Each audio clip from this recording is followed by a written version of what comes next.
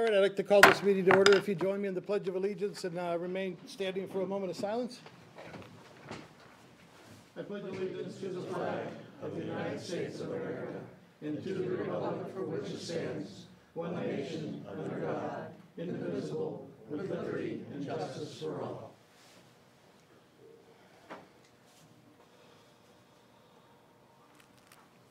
Thank you.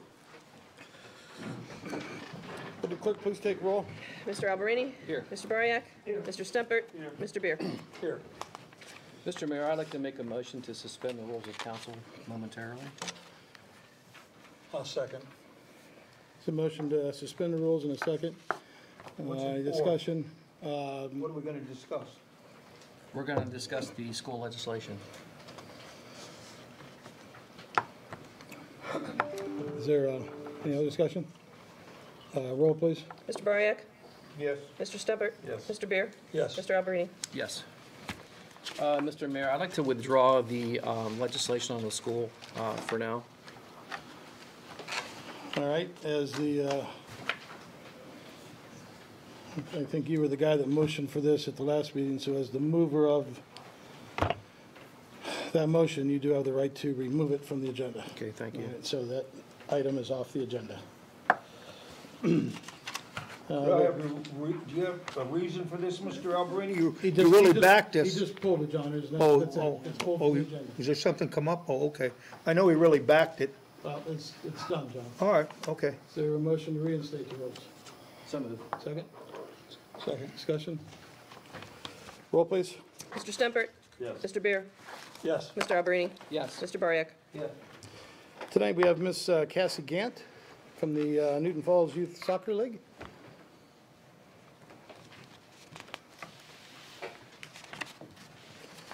Okay, so this is going. So my name is Cassie Gant, like everyone said, formerly Collins. I'm here with the Youth Soccer League. I'm the president, and we are asking for some help from the city to help us maintain the grounds behind the old Catholic school for us to continue playing there as our designated fields. This is a league that I grew up playing in. We always played behind the Catholic school when I was a kid. And for years after I went through the league, and once the Catholic school closed, they weren't able to pay for the cost of keeping the grounds. So they've had to move to various different locations. Most recently, they landed on the outfields of the baseball fields at the community center. That space separates some of our smaller fields from the largest field, which is across at Spico Field on 534. And that's caused some families to have to choose which parent gets to go and watch which child play on any given day. And it's caused several of the fields to be smaller than the correct size because we simply just don't have enough room in the outfields. If we can't get any assistance, then we would have to be forced to go play back at the baseball fields again this year. And that will cause families to have to separate one parent from another to watch children in different age groups.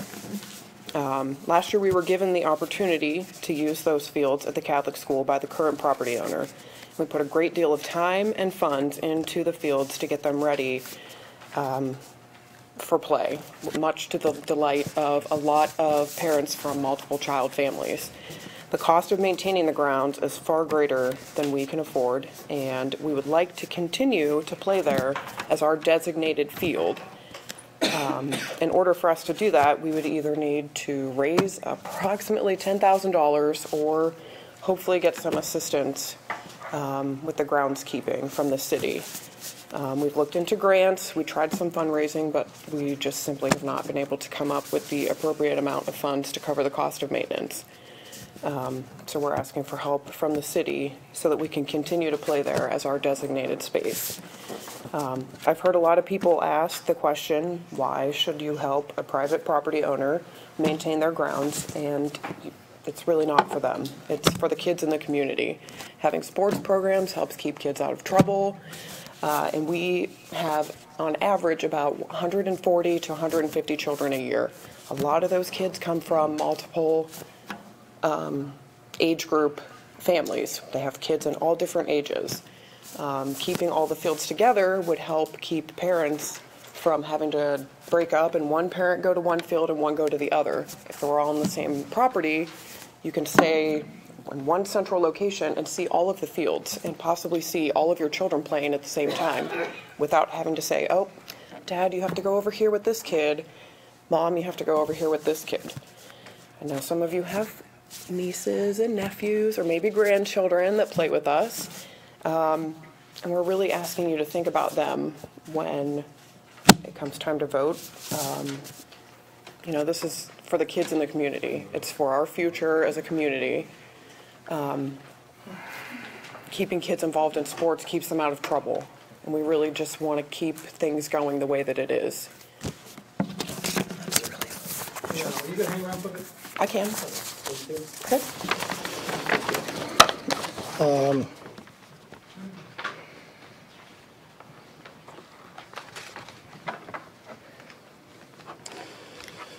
Public comments on tonight's agenda. Kate Carl, 128 West Corey Street. That having been pulled from the agenda, we're not allowed to address that in beginning statements. I understand that. Right.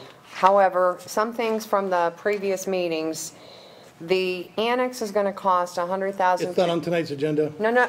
All right. It's in regards to costs for what what's is on on- tonight's agenda, sir. What's on tonight's agenda? Mr. Mayor? What's on tonight's agenda? The city manager to enter into a contract for website redesign and management is on tonight's agenda. That's a cost to the city. That's on tonight's agenda under new Well, business. you can talk about that cost part then. I am talking about costs. Well, you were talking about economic development, it's just, that's different. so. Okay, that's a cost to us.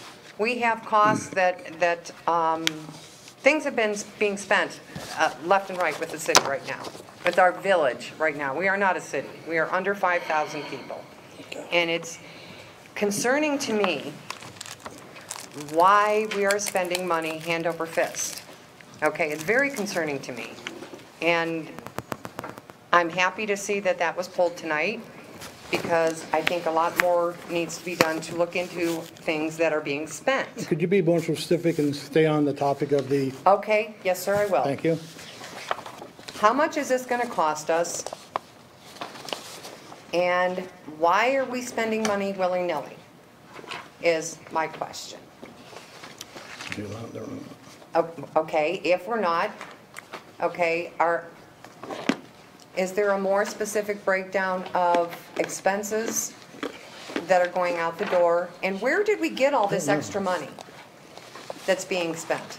Would be a question I have, and can that be answered? Because the last time that I had heard, we were watching all of our expenses and expenditures that were being made because we were in such dire straits.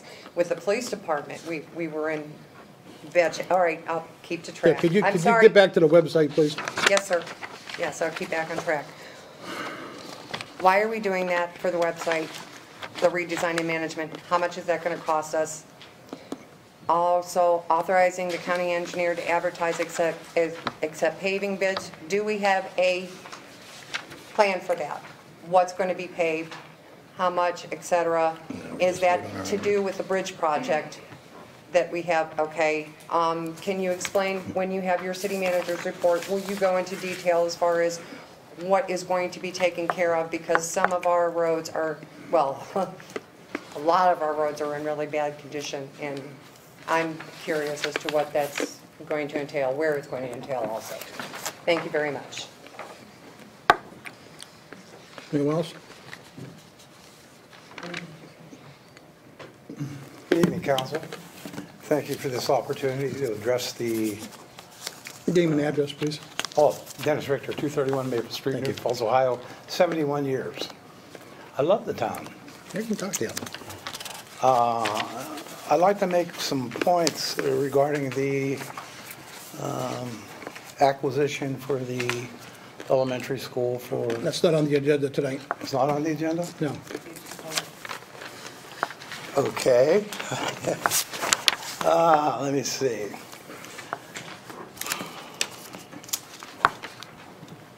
Could I ask you what's on the agenda? Well, Right here. you have a contract to enter into a pole attachment agreement. I have an appreciation for Mr. Battisti.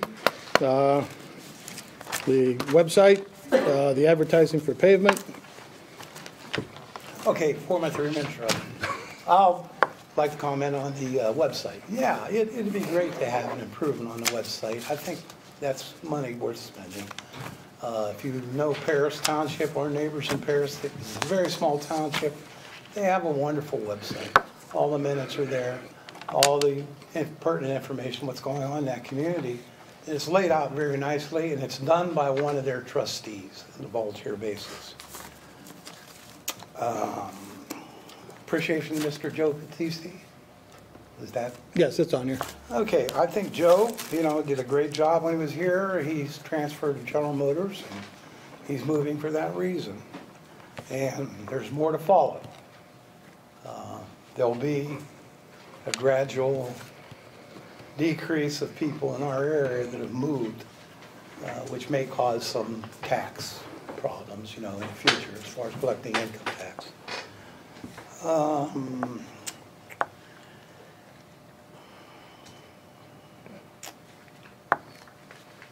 That's about it. I wanted to comment on the school, but I guess that's not. It's not on the agenda. We'll leave it. There'll be an opportunity tonight to speak about that. If you want to do it at the end. Okay. All right. Thank you very much for your Thank time. you. Anyone else wishing to address? Richard Zemeznik, 242 Oak Knoll.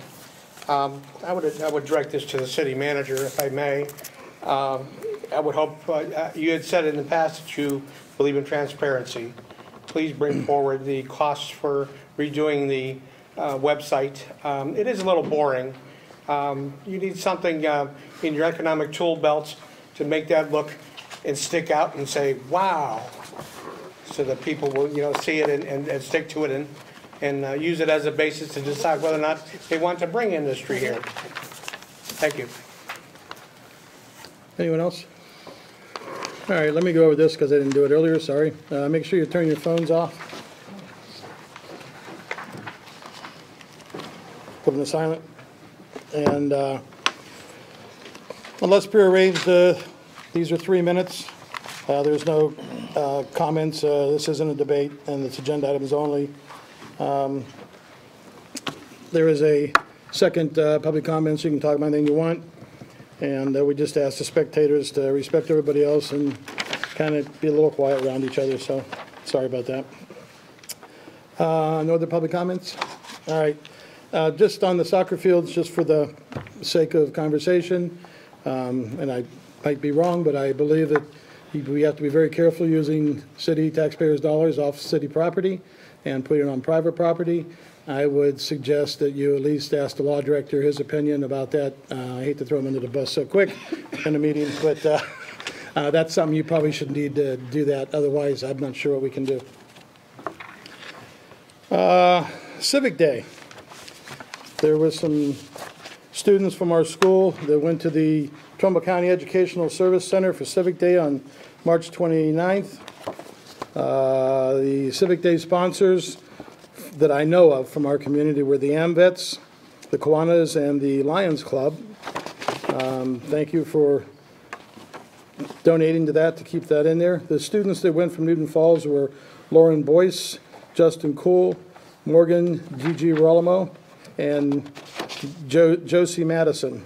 Also Mr. Crowder and our superintendent, Mr. Woodard, were there. So it's nice to see that our students and our officials are doing those things. I spent some time in Columbus a couple weeks ago, and I received the Ohio Basic Economic Development Course Certificate of Completion. This is the first basic course that you need in order to take the state certification for the Ohio Certified Economic Development Planner course.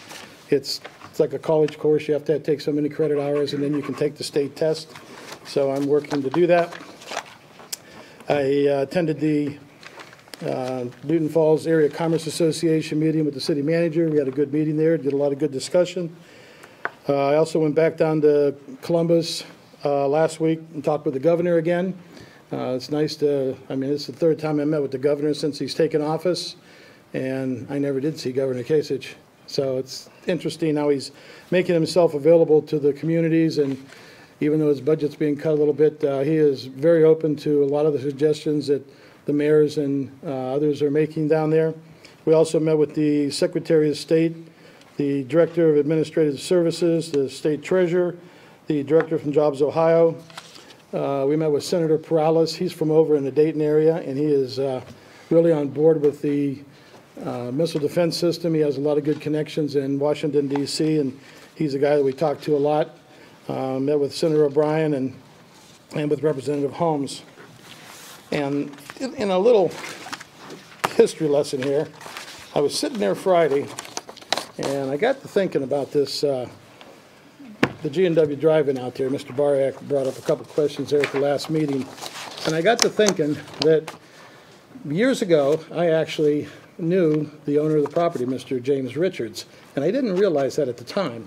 And I used to go over there and have dinner and those things, and I really forgot about that.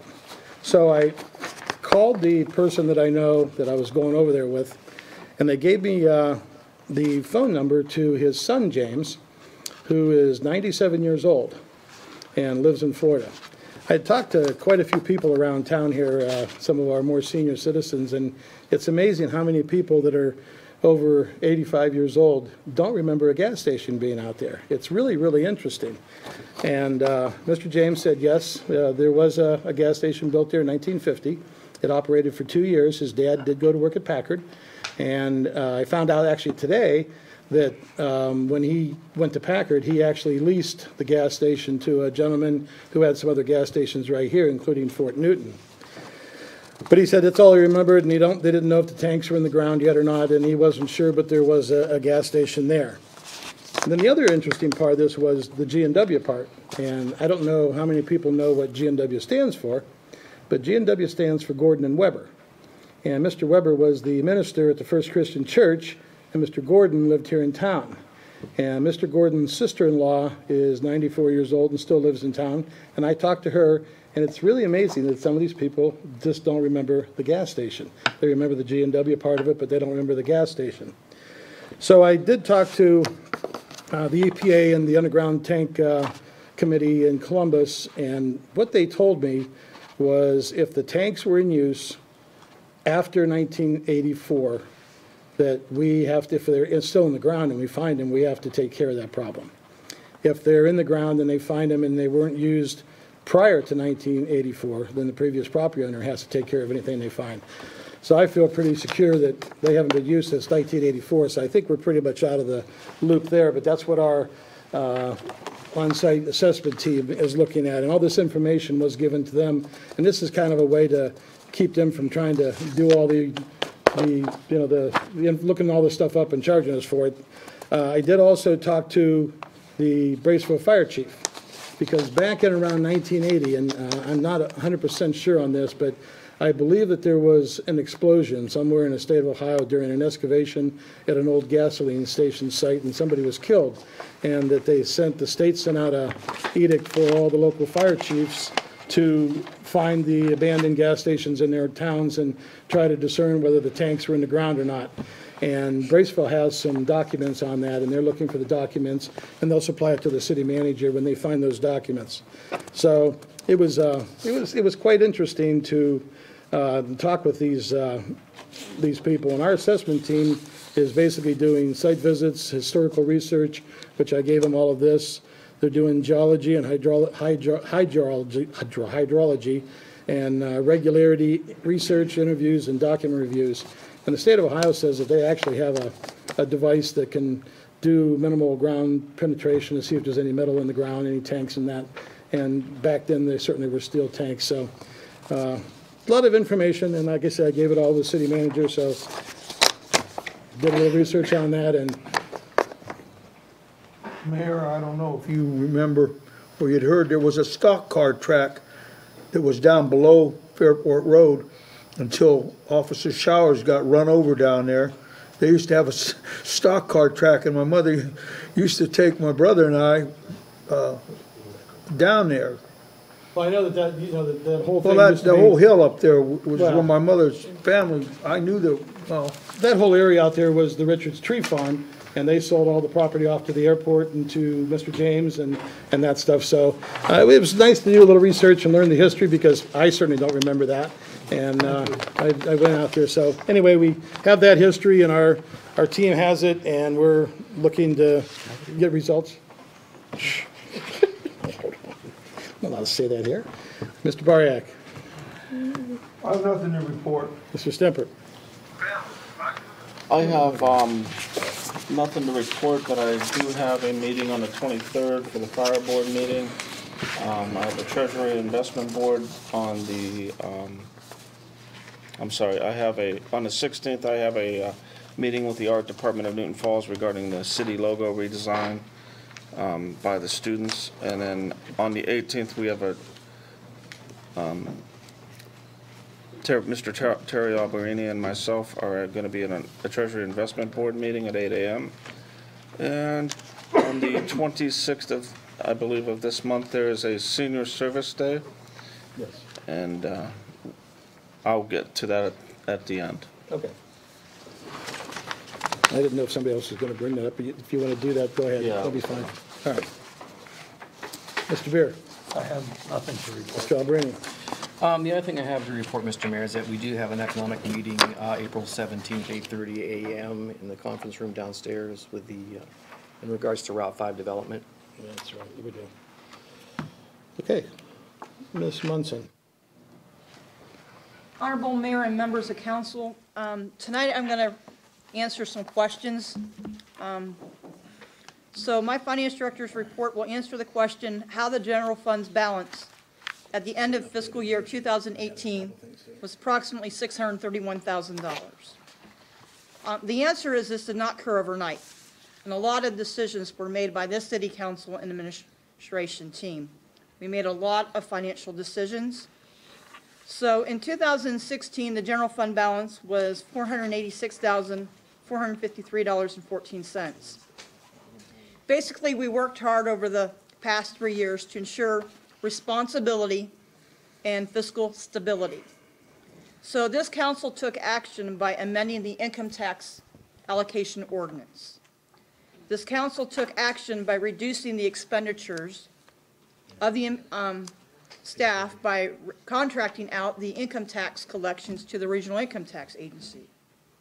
In addition, the municipal court is the largest department in the general fund. The court has applied for multiple grants, a payroll subsidy grant. They reduced staff, did not replace the retirements. The bailiff retired, and then that was a full-time position. And when the bailiff retired, that became a part-time position. So this saved money in the general fund. The police department hired a full-time officer through the utilization of a federal COPS grant. In addition, the Treasury Investment Board had to make very tough decisions in the past 3 years. Because the economy, the market, we're in a rising rate environment. When rates go up, our investments, and we lose the investments. If I talk to any fiscal officer or our peers, they're going to find that they're losing interest income. That has not been the case for Newton Falls. In 2017, the city decided to create what's called a money market account. So we started earning interest income of approximately $15,000. We did not have this money beforehand. In 2014, the investment earnings was only approximately $72,800. Our investment income at the end of 2018 is over $115,000. So $15,000 for the money market. We have a main account and a Cincinnati asset management account is what we call it, and combined those are approximately $100,000. So we should be very blessed for what decisions that this council and this Treasury Investment Board has done to put us in this fiscal stability. Also, in 2017, there's a report to council. We actually analyzed every piece of debt the city has. And we made a decision to pay off the pension liability fund in October 2017. This was a debt that took the city clear to May of 2035. That is no longer. We're going to save interest from this debt for the next 18 years. This past administration and city council has pinched the pennies. We have spent money wisely. We have spent and start the budget process ahead of time. We start these budget meetings and hearings. We get all the department heads involved. And in 2017, the city changed our credit card procedure. We now have, instead of paying bank fees for these credit cards, we now are in a purchasing program where we receive only $2 or $3. But again, we're pinching the pennies and making the smart decisions to ensure that we're fiscally responsible and stable. In addition, the administration has reviewed and negotiated price for all contract services, from uniforms to the mats on the floor from downstairs in the building to looking at our telephone, looking at our national gas contract. We have basically looked at all of our contracts, and we just took to council this year, looking at our liability insurance. We locked that in for the next couple years. We're trying to save money any way possible. So again, this did not occur overnight. It's taken a hard look at every possible thing and saving pennies. I'm going to talk about, lastly, is the Ohio Bureau of Workers' Compensation cost to the city. Now, the state of Ohio workers' compensation pool is actually running about a $9 billion surplus. And we have received funds, about $5,000, $10,000, $15,000. We've been receiving refunds instead of paying premiums. In the past, 2012 and 13, the city had to pay huge workers' comp claims, fees for having that. So again, we're saving money. We are now involved in 2 safety councils, so we're saving 2% on rebates. We have a Go Green discount, so we're looking at every possible discount we can with the Bureau of Workers' Compensation. And then also, we're working on a grant for equipment. City is eligible for a grant every 7 years to purchase equipment. We'll get a grant next year for purchasing a major piece of equipment for safety. In 2020, the city is going to be moving to the Ohio Association of Public Treasurers rating program. We will receive a 51% discount on our bill. This is a projected savings of $23,757. I do want to clarify something that I've been hearing a lot since I'm the finance director, is that the city of Newton Falls has been broke. Well, I'd like to clarify that. For the record, in 2014, the city was not broke. It had a year-end cash balance for all of our funds. What people don't understand is for accounting, we're in fund accounting. You have a general fund, you have special revenue funds. You basically need to consider that as buckets. You can't move one bucket to another bucket. There's laws and regulations against that. Now, the general fund, yeah, it was in difficult times. We were in rocky waters. We were never broke. Because if this city was broke, the state auditor's office, the state of Ohio would have came in and managed the city. That never happened. So I just want to clarify that we are financially stable, we're responsible, and we're continuing to work hard for this community. Thank you. Any questions for the finance director? Yes, I got a comment. Go ahead, Yeah, John. Mr. Barr. No, go ahead. No, go ahead. No, go ahead. Go ahead, John. You said you. Oh, you're Terry, down go there. ahead. Go ahead, Terry. Hey, Anna, I want to commend you, first of all, because you know what? That just reaffirms that when we hired you and went through the interview process, we hired the right person. And that's reflective in your work, too, as well. You know, myself and Mr. Stemper have had the opportunity to be a part of the Treasury Investment Board and to talk to, I think it's Jim from Toledo, as far as the investments goes. And the investment strategy that Newton Falls has taken over the years is a very conservative investment strategy. But also, we have not touched, correct me if I'm wrong, we have not touched any of those funds as far as the Treasury Investment Board. We keep rolling it over and rolling it over and rolling it over. And when we meet quarterly, and sometimes I'm not able to be there, but I know that that we follow the markets like anybody else does. We're to invest in whether it's government bonds, stock market securities, things like that. And Anna, she's leading the way on that, as well as Mr. Fritz and Mr. Lynch too. And you sit there and listen to this stuff, and you go like, I'm amazed at how well financially sound that we are. Now, we can't go out and we can't, the fallacies that we're spending all kind of money here in Newton Falls. We're not. We're not spending all kind of money here. But we've taken a conservative approach to our finances, and you have done a great job there, young lady. Mr. Burdick. Yeah, I have a few questions. Anna, first of all, I'm not blaming any of this on you. I understand the book's balanced.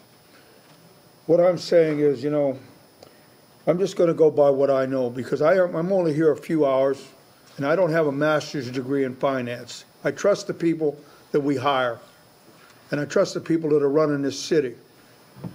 I know last year we paid off $154,000 for that insurance debacle that we don't have now, that since Mr. Lynch changed insurance. That came out of everybody's budget, right? Correct. Okay. I know that when I asked about why we couldn't get any 2 new cruisers, we said we didn't have the money. Okay, we had trouble scrounging up a $10,000 car for the chief. Just going by. It was told to me that we had to eke out to get the people in this community a 1% raise. Not that I want to give the store away, but the raises cost, what, $26,000, $27,000? Is that right, Mrs. Munson? Between 20 and 30,000, All right. yes.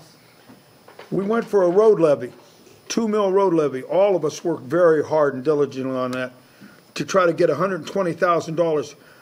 How do you think we sold that? Was it to help this community that doesn't have any money? And now the people want to know, here, we're going into all these ventures, and we're in good shape. I was not, excuse me, let me backtrack, because I've jumped over my thought. I sat here at these budget meetings, and I even said, I hope my councilman will, or maybe they don't remember, I said, some of these funds look pretty healthy. Whoa. Haney and went, the budget's not closed out yet, Mr. Bariak. We have another whole quarter. Wasn't that what was told to me? I couldn't say that the funds were that healthy. I said, these look pretty healthy this year. We're doing pretty good again. Whoa. Always led on to like we're broke. And now all of a sudden, the people want to know this, Anna. And I'll bring this up later. The only saving grace on all of this is now we have open checkbook, which some people don't know how to get on yet, and I know you'll help them. And that's what I'm saying. The saving grace is to know that we have an open checkbook. Not blaming you on anything. But I did not get that. I did not get that feeling from the past administration anytime I sat down. Wait, are you going to rebuttal? I'm sorry. Yes. Okay. You want me to or no? Yeah. I'd just like to piggyback on what Mr. Terry Alberini said. It's been a pleasure working with him with these investments and keeping the budget under wraps. I will say I've heard a lot of Facebook comments that we're spending money left and right. I will say that if you look at the budget from year to year, we've probably spent less this year than we did last year in the first quarter.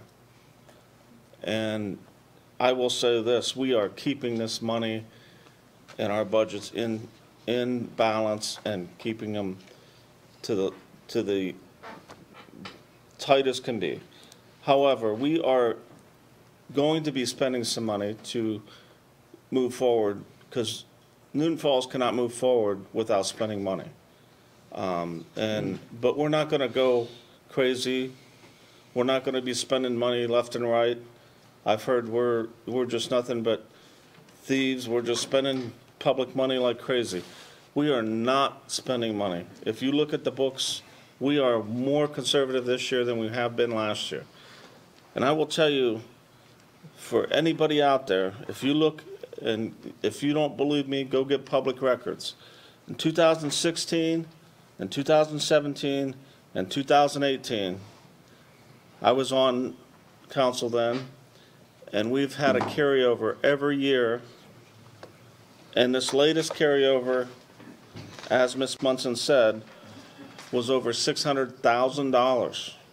That means that at the end of the year, when your budget is done, there's $600,000 left. Now that gets carried over to this year. Now we've budgeted without that $600,000. However, we are going to continue to keep good eyes on the budget. And as far as the roads are concerned, I believe Mr. Lynch has got a plan to put additional monies, more than what is in the budget now. And if he needs any help, I believe we should dip into some fund somewhere that's legal and be able to put these roads together and these berms and these potholes to rest. 534 will be done this year. That is not us, that's the state. But we will be doing additional roads. I can guarantee you that. And once the roads have been complete, he will have a plan for that. Anyone else? But I'd just like to thank Mrs. Munson for all of her good budgetary work and finances. Thank you, Ms. Munson. Just like to say, I was concerned myself because I've been told all along how, strapped we were for money. I am very happy to hear you explain it the way you have. I would like to say, though, in respect to the last administration, that we didn't get here overnight. So apparently they didn't do that bad to get us to where we're at. So anyway, thank you. Just a couple of things that I agree with Mark and Terry that we're not spending a lot of things willy-nilly. There's things that we're doing today and now that this council and this city's never done before. And when it comes to economic development and annexation and all those things are things that have to happen. If this city's going to grow and the city's going to bring jobs and businesses, there are things that we need to do. I don't know how to explain to you the 4 days that I spent in Columbus and the information that I got down there, and it's absolutely mind-boggling, the information on economic development that's out there for us to work with. And when you go to these meetings and there's other mayors like Wellsville and East Liverpool and Madison and some places, small town mayors and city managers going to these meetings to learn how to do economic development. And we're spending the money to do things that's going to move this community to the future. We've never done that. And people don't like it because it's not something we've done before. They never did it in the past. Somebody didn't have the courage to do it or the know-how to do it, and we're doing it. I'm very happy that we're doing it, and it's going to move us to the future. But I will say I did forget something earlier. And she brought it up when she talked about the auditor's office. The auditor of the state of Ohio changed some legislation that they're doing. And every year, elected officials are required to take certain Ohio Sunshine Law training and Ohio Ethics Laws training, and Ms. King has the records. I can tell you if you were scheduled to take those last year and you did not do it, we will be cited by the state of Ohio this year for failure to follow those rules. That was one of the things that he emphasized, is that it's time for elected officials to do the things that they're supposed to do and learn the rules of the state of Ohio. And the auditor's office has taken a very strict approach to making sure that elected officials do the training that they're supposed to do. So if you didn't do them last year and you're scheduled to do them this year, please check with Ms. King and make sure that you take them. Some of them are available online and some of them are not. And they do have scheduled meetings that you can go to either in Akron or somewhere close. So I just wanted to bring that up when she reminded me because I forgot that. Thank you. That's good. One other thing. Okay. I just want to thank Ms. Munson also for she's been turning over every rock to find grant and find money anywhere she can. And I mean, as far as we're even looking for dogs for the police department. There's grants out there for those items. As far as economic development, yes, we have to spend for the future, If there's anybody out there that cannot spend a dime and move this city forward, please, you can have my seat here today, because there is no way that you can't spend money and move forward. That's all I have to say. Attorney Fritz, I have nothing to report, but I'm available for questions. any questions for the law director? Yeah, Mr. Fritz, this was on my mind today. I've had some discussions with my fellow township trustees, and I always believe that the public meetings we have here are to discuss the business of Newton Falls Village per se. And so when I was a township trustee, I'll give you some history. When I was a township trustee for Warren Township, when we had other individuals outside the township come in and speak at our public meetings, we didn't, sorry, there's a fly up here. We didn't allow those folks to speak because it was township business. So my question to you is, I know, refresh my memory, how is it that we as a village can allow people from Braceville, Newton Township, Paris Township to speak as we conduct the business of Newton Falls? And here's the analogy I'll make too as well. As a businessman, and we have our corporate meetings with all of our locations that come in, I don't ask my competitor to come into my corporate meetings for obvious reasons. Not that these people are competitors, but can you give me some clarification on that? Let me start. It's a free speech question. The Supreme Court said that people can come up, they have the right to free speech. But there are very, very few limitations to that. You can't be disruptive of the business meeting. We're allowed to make certain things like our time limits of 3 minutes. The courts have said that's reasonable. So there are some things we can say or do to limit what they're speaking about. Because the courts say a city is more than just the people that necessarily reside within the city, it's business people, it's people that travel through, it's all type of things. So the fact that there are other people that are outside our jurisdictional limits doesn't change their right to have free speech and be part of the process. And ultimately, even if you're not a member of this city, the whole idea of transparency is weighed out where everyone should know what governments are doing anywhere. Maybe to get good ideas, there might be some bad intentions with some of that, but overall it's to get good ideas and share information. And most importantly, we have to put the information out there for our citizens to know what's going on. So if it's out there in the open, we can't say, well, you can hear it, but you can't.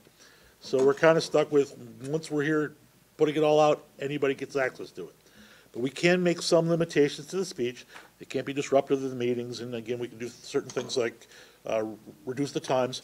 And obviously the things like hate speech and things like that can be terminated by the gavel, and if necessary, they can be removed. Does that kind of address your question, sir? Yeah, it does. I'm a firm believer that the taxpayers of Newton Falls, the village of Newton Falls, have preeminence over anybody else that comes in during, I call it a business meeting because that's what it is.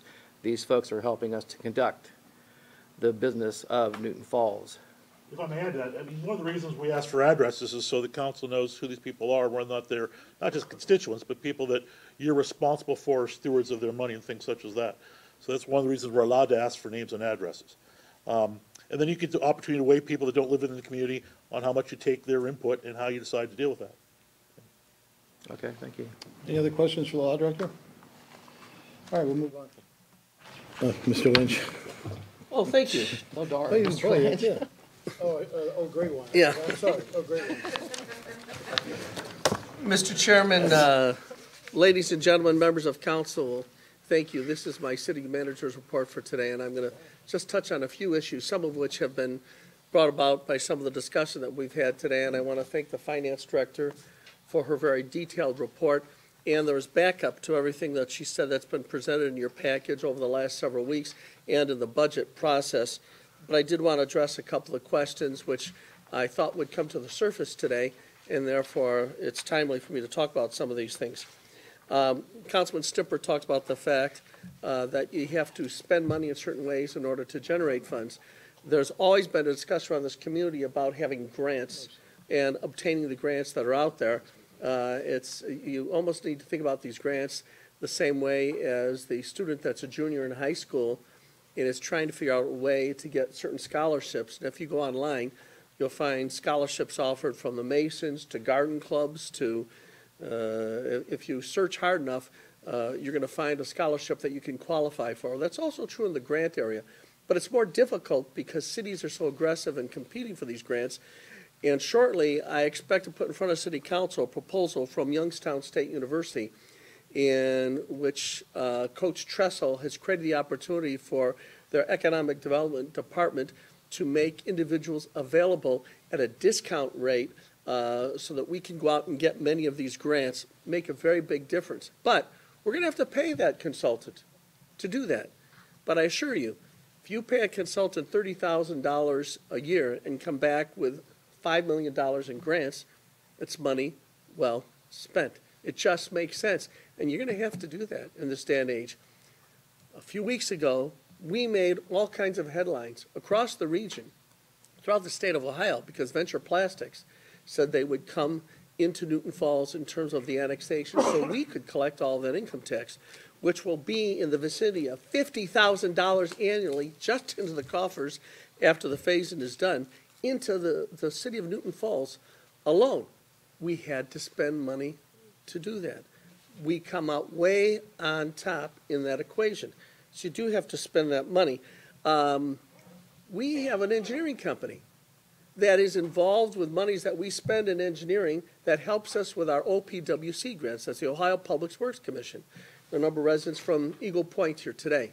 And Councilman Battisti isn't here today because of his moving to Kentucky, but he was instrumental in interfacing with the city and our paid engineer, where we paid the money, to help us get that grant. And guess what? We scored highly and got that grant. We're going to get some more grants. And my only point is that, you know, the lottery has the slogan, if you want to win, you got to play. And if we want to win, we've got to play. And so far, by the way, that's all working out to the positive in a big way. Now, there was a mention, well, we're spending money hand over fist, willy-nilly spending money. Every dime we are spending is being spent within the confines of the budget passed by the City Council. In 2014, we had a general fund carryover. Ms. Munson didn't mention that, carry forward of just under $500,000. In 2000, excuse me, that was 2016. In 2017, the amount carried forward was just north of $500,000, and then at the end of 2018, well, again, as you know, was north of $500,000.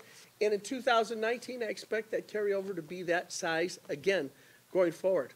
Folks, our financial position right now is strong, and it's going to get stronger because these jobs coming to Newton Falls, and the mayor and various members of council and I've all worked together to make us an attractive place for these jobs. And that 1% income tax for Venture Plastics eventually after phase in is going to be providing us additional $50,000 a year. That's only the beginning. We're going to be stronger financially yet, and to the point that Councilman Bariak made, the need to go back to the citizens diminishes when you use economic development to create jobs. That's why we're working so hard along Route 5. My hope and my prediction is we're not going to need another road levy because we are now generating the funds on our own through economic development. And as Councilman Stimpert indicated, you're going to see more than twice the road work in 2019, apart from the State Route 534 project, than you saw last year. More than twice. We're addressing the roads because it's important. It's part of quality of life. That's one of the reasons why companies like Venture Plastics want to annex into the community, because they're seeing right now the city of Newton Falls is trying to fix the things that create an attraction for them to want to be here. They've got employees that live around here, and they want to see a quality of life just like everybody else. It's not pie in the sky to think about the idea that sometime in the not too far distant future, this community entertains a proposal to build a brand new recreation center. So more families will want to move in again ourselves. A fee-based recreation center. There's a point that wasn't mentioned in Ms. Munson's report that I want to make sure I mention in terms of specific numbers. It was mentioned by Councilman Stimpert. It was mentioned by Councilman Alberini. The city's reserve funds that are non-municipal court required funds, in terms of our reserve funds, are just south of $8 million. For a community our size, that's a fabulous kitty. As Councilman Stimpert says, no, we shouldn't be willy-nilly or careless about that. And so he's part of that particular investment board, and they protected it. While other communities were losing money or seeing diminished interest, we were gaining. And so now we have this set aside of reserve funds is just under $8 million. Now, look, I've heard all the stories. I've only been the city manager since November. I've heard all the stories. Everybody said we're always broke. There's nothing we can do. There's been conservative management. And as Councilman Beer indicated, I just got here in November. So that good, sound management started long before I got here. But we will manage in a way that's consistent with conservative management and protect our reserves. But we have to fix our roads. And if a big company comes to Newton Falls and says, can you help us a little bit on the financial end so we can afford to move in your community, and then in return they bring many, many tens of thousands of dollars of income taxes to our community, we're going to say yes to them. Everybody knows the famous, it's almost legend now, it's only been about 6 months since it happened, when Amazon said we're coming into the state of New York, and then there were people in New York City that said, no, we don't want to do this. And therefore, Amazon isn't coming there. You can look at some of the pluses and minuses in that regard, but does demonstrate to you that corporate America makes decisions based on the bottom line. If you're not prepared to step up to the plate and help corporations with the bottom line, they're not coming. They're not coming. And we have to grow. The second thing I'm going to talk about is the issue that was attempted to be discussed by some, but was pulled off the agenda. But I wanted to say thank you to Councilman Alberini in particular for making a motion to have the school lease pulled off the agenda. Now, you might think that's a pretty strange thing for me to thank Councilman Alberini for, because I was perhaps one of the most vocal proponents of having this thing on the agenda. As city manager, my job is to, most importantly, help the council make and participate in good decisions. That's all that really matters. Are we making good decisions? And I want to thank the school board president is here today, Mr. Klein, because they worked very, very hard to hone an agreement between the city of Newton Falls and the Board of Education to have us move into the elementary school building. But we have followed a process which is a very, very deliberate, some would describe as slow, legislative process to evaluate the terms of every decision that we make, including that contract to have us move in the school building. In fact, not only did we have a read in an earlier time was taken off the table, the revised version of that contract was put on the table, had a first reading, and then we had a work session, which was open to the public to determine did it make sense for us to move into that building. And I will tell you there are a number of factors, and the reason I'm thanking Councilman Alberini is because, most importantly, I want to make sure we do participate in good decisions.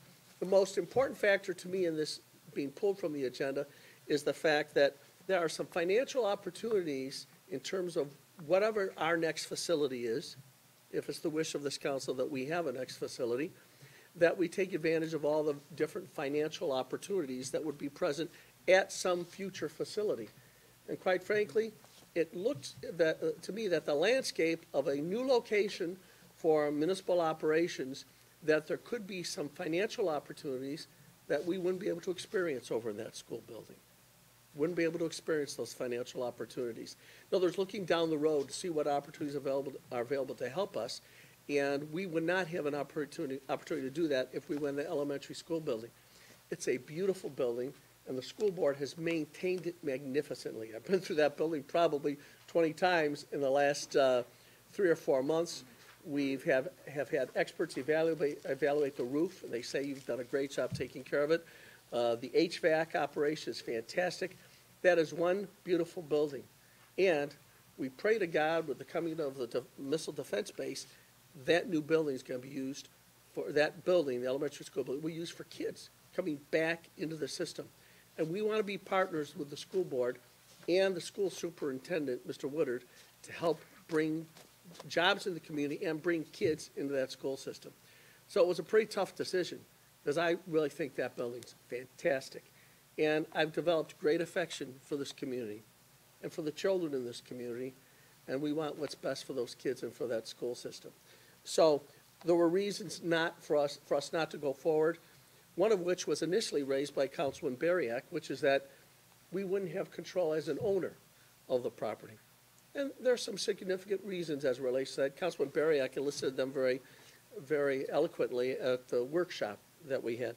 In addition to that, there were some people that had objections to the idea that the police department would be operating out of that building in such close proximity to the rest of the campus.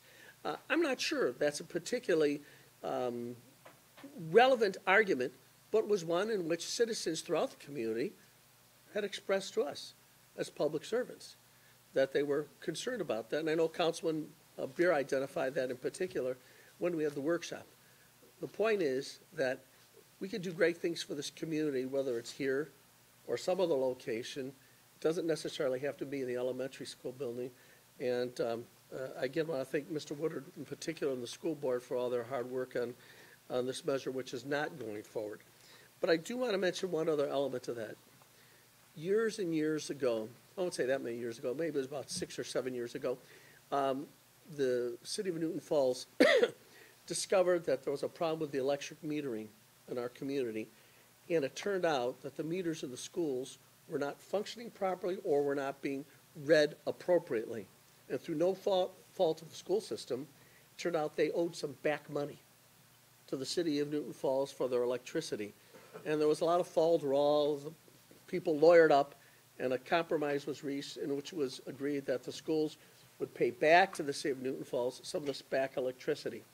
On the first meeting in May, I intend to sponsor legislation in front of this council that, since we're not moving forward with the school building move, that the city of Newton Falls still forgive the remaining balance of that money. It's about $77,000. Quite frankly, you know, it's like taking it from your right pocket into your left pocket, because the fact is that many of our constituents are the exact same constituents for people that are sending their kids to our schools. And right now, it's a time for us all to lock arms and do whatever we can to help our schools as is consistent with our financial responsibility. And I think it's consistent with our financial responsibility and our dedication to the fine people over in our school system that are facing some challenges. And if we can help, we want to help. So that kind of summarizes my thoughts about where we are on the move to the schools. And great, good, better, and solidly financial times are ahead for us. And I look forward for the opportunity for everybody to feel pretty good about everything we're doing. And Mr. Chairman, that concludes my report. Any questions for the city manager? Yes, I have a couple. Mr. Lynch, could you tell us, is the open checkbook up and running? I've had people tell me they can't get on it. Yes. It's up and running for what, to 2018? It is, it's up and running. I believe that they are behind in what they post for the public to see. So How I think far? It's up and running, I think, through 17, is that correct? 2017. And then, When does 18 come up? That's what the people want to, when will that come up? well, we're conferring with the people that are, with the state, they're helping us with the upload, and we expect the upload to happen in the next couple of months for the next period of time.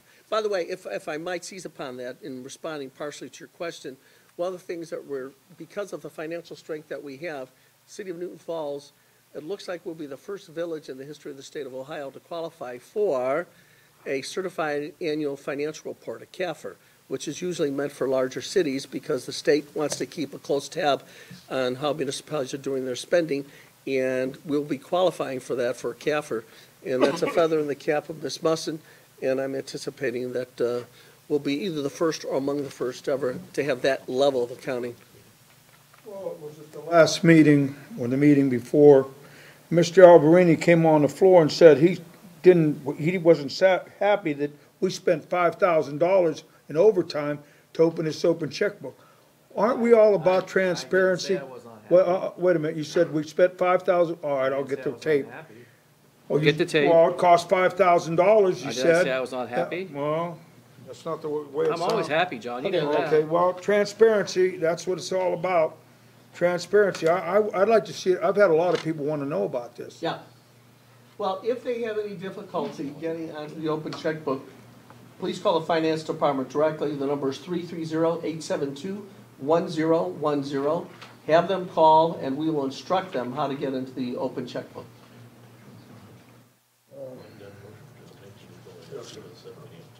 do that. And Mr. Lynch, I'd like to comment, because a lot of people didn't see the special meeting and all that. I'd like to comment. I just felt, I agreed with Mr. Beer, at first, just to table this until we looked at all viable options. And look, all I want to say is I don't think it was sold right. If we'd had a town meeting, let the people all know what we were going to do so there wouldn't be confusion, rumors, innuendo, we might have felt better because this is for the people of the community. This isn't about the police department. It's not about City Hall. I thought more, if we had more of a community thing, like the mayor wants a rec center, this, that, we sell this as a community thing. This is our community. It is taxpayers' dollar. And to get every kind of program and more bang for the buck, I think it might have gone better. But it seemed like we were rushed into it without exploring any other avenues. And I think there was a lot of pushback. I got a lot of questions on the street. I don't want to say that I was against it. I thought it had some, I just don't think it was sold right, sir. Any other questions? I have a question. Back to the grant issue with YSU. There's a couple of ways that this has happened in the past, and again, Ms. Musson and I have, I don't know if you have gotten access to that one site yet where all the grants are. Plus, I get another set of grants from the OML. We look at those. But in the past, there was a couple of ways to do that. One of them is to get a grant writer that would take a percentage of the grant and you put it into the grant and he's paid out of the grant, or a straight up part-time employee or a consultant. Sure. So there are a couple of options to do that with, but still, with the way the competitiveness of the grants are today, I think it is important that we do a lot as we can. The police chief does that. I think you've gotten a couple already, and there are some grants out there, but to do this the big grants, I think we do need to be competitive. If we're going to be competitive, we're going to need somebody that really knows what to do. At least that's what I'm hearing with the meetings that I go to. There's a lot of competitiveness, and the grants just keep getting smaller and smaller and less, and so that was just a thought there. Any changes to tonight's agenda? Mr. Chairman? Yes. Can I respond to one element of this? Sure. Okay. One thing I want to mention, I was thinking about what you mentioned a moment ago, Councilman Bariak. This might have gone better if we had sold it better. It wasn't sold right. You say sell it, it's, to some extent you're saying convincing people to do something, convincing the council to say yes. I asked for this to be pulled from the agenda, not because we didn't have enough people agreeing with us, not because we couldn't get votes on city council, but because I felt sincerely that under the circumstances financially, it wasn't the right decision. And so to me, it doesn't matter whether we sell it or we don't sell it. It matters whether or not it's the right thing for this community to do. And I became convinced, partly for some of the reasons that you've mentioned to me, that this wasn't the right thing to do at this time. And so it's not a matter of whether we can sell it. It's a matter of whether or not it's good for the city. And I just don't think it was appropriate for us to move forward with this deal. Mr. Lynch, thank you very much. Thank you. Any changes to tonight's agenda? Sorry.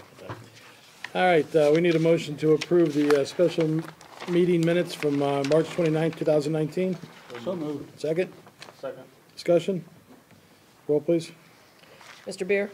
Yes. Mr. Alberini? Yes. Mr. Bariak? Mr. Stempert? Yes. I need a motion for the April 1st special meeting minutes. So moved. Second? Second. Discussion? Roll, please. Mr. Alberini? I abstain. I think I missed part of that. Mr. Bariak? Yes. Mr. Stempert? Yes. Mr. Beer? Yes. Motion for the April 1st regular meeting. So moved. Second? Second. Discussion? Roll, please. Mr. Bariak? Yes. Mr. Stempert? Yes. Mr. Beer? Yes. Mr. Alberini? Yes. And a motion for the April 8th special meeting minutes. So moved. Second? Second. Discussion? Roll, please. Mr. Stempert? Yes. Mr. Beer? Yes. Mr. Alberini? Yes. Mr. Bariak? All right, I'd like to open this public hearing tonight on ordinance 2019-11. That's entering into a pole attachment agreement. Anyone wishing to speak for or against? Carl, 128 West 40th Street. I have a question about this, and I know you can't answer it directly. In the past, I don't know this particular pole attachment agreement. Each company that wants to attach to the different poles is charged a certain amount of money. All right, with the our utilities the way they are right now, I don't know what company it is that's attaching this time, okay? But our utilities are going up, and this attachment that's taking place, can we at some point find out, you know, is there going to be some kind of relief for our POA, I guess, is my point, with all the attachments that we're getting. That's the only point. And it goes along with the pole attachment agreements. And how many can we take before we have an issue with our poles? Is that or could that be an issue? I don't know. I'm not an electrician or anything else, so I'm not sure. Anyone else?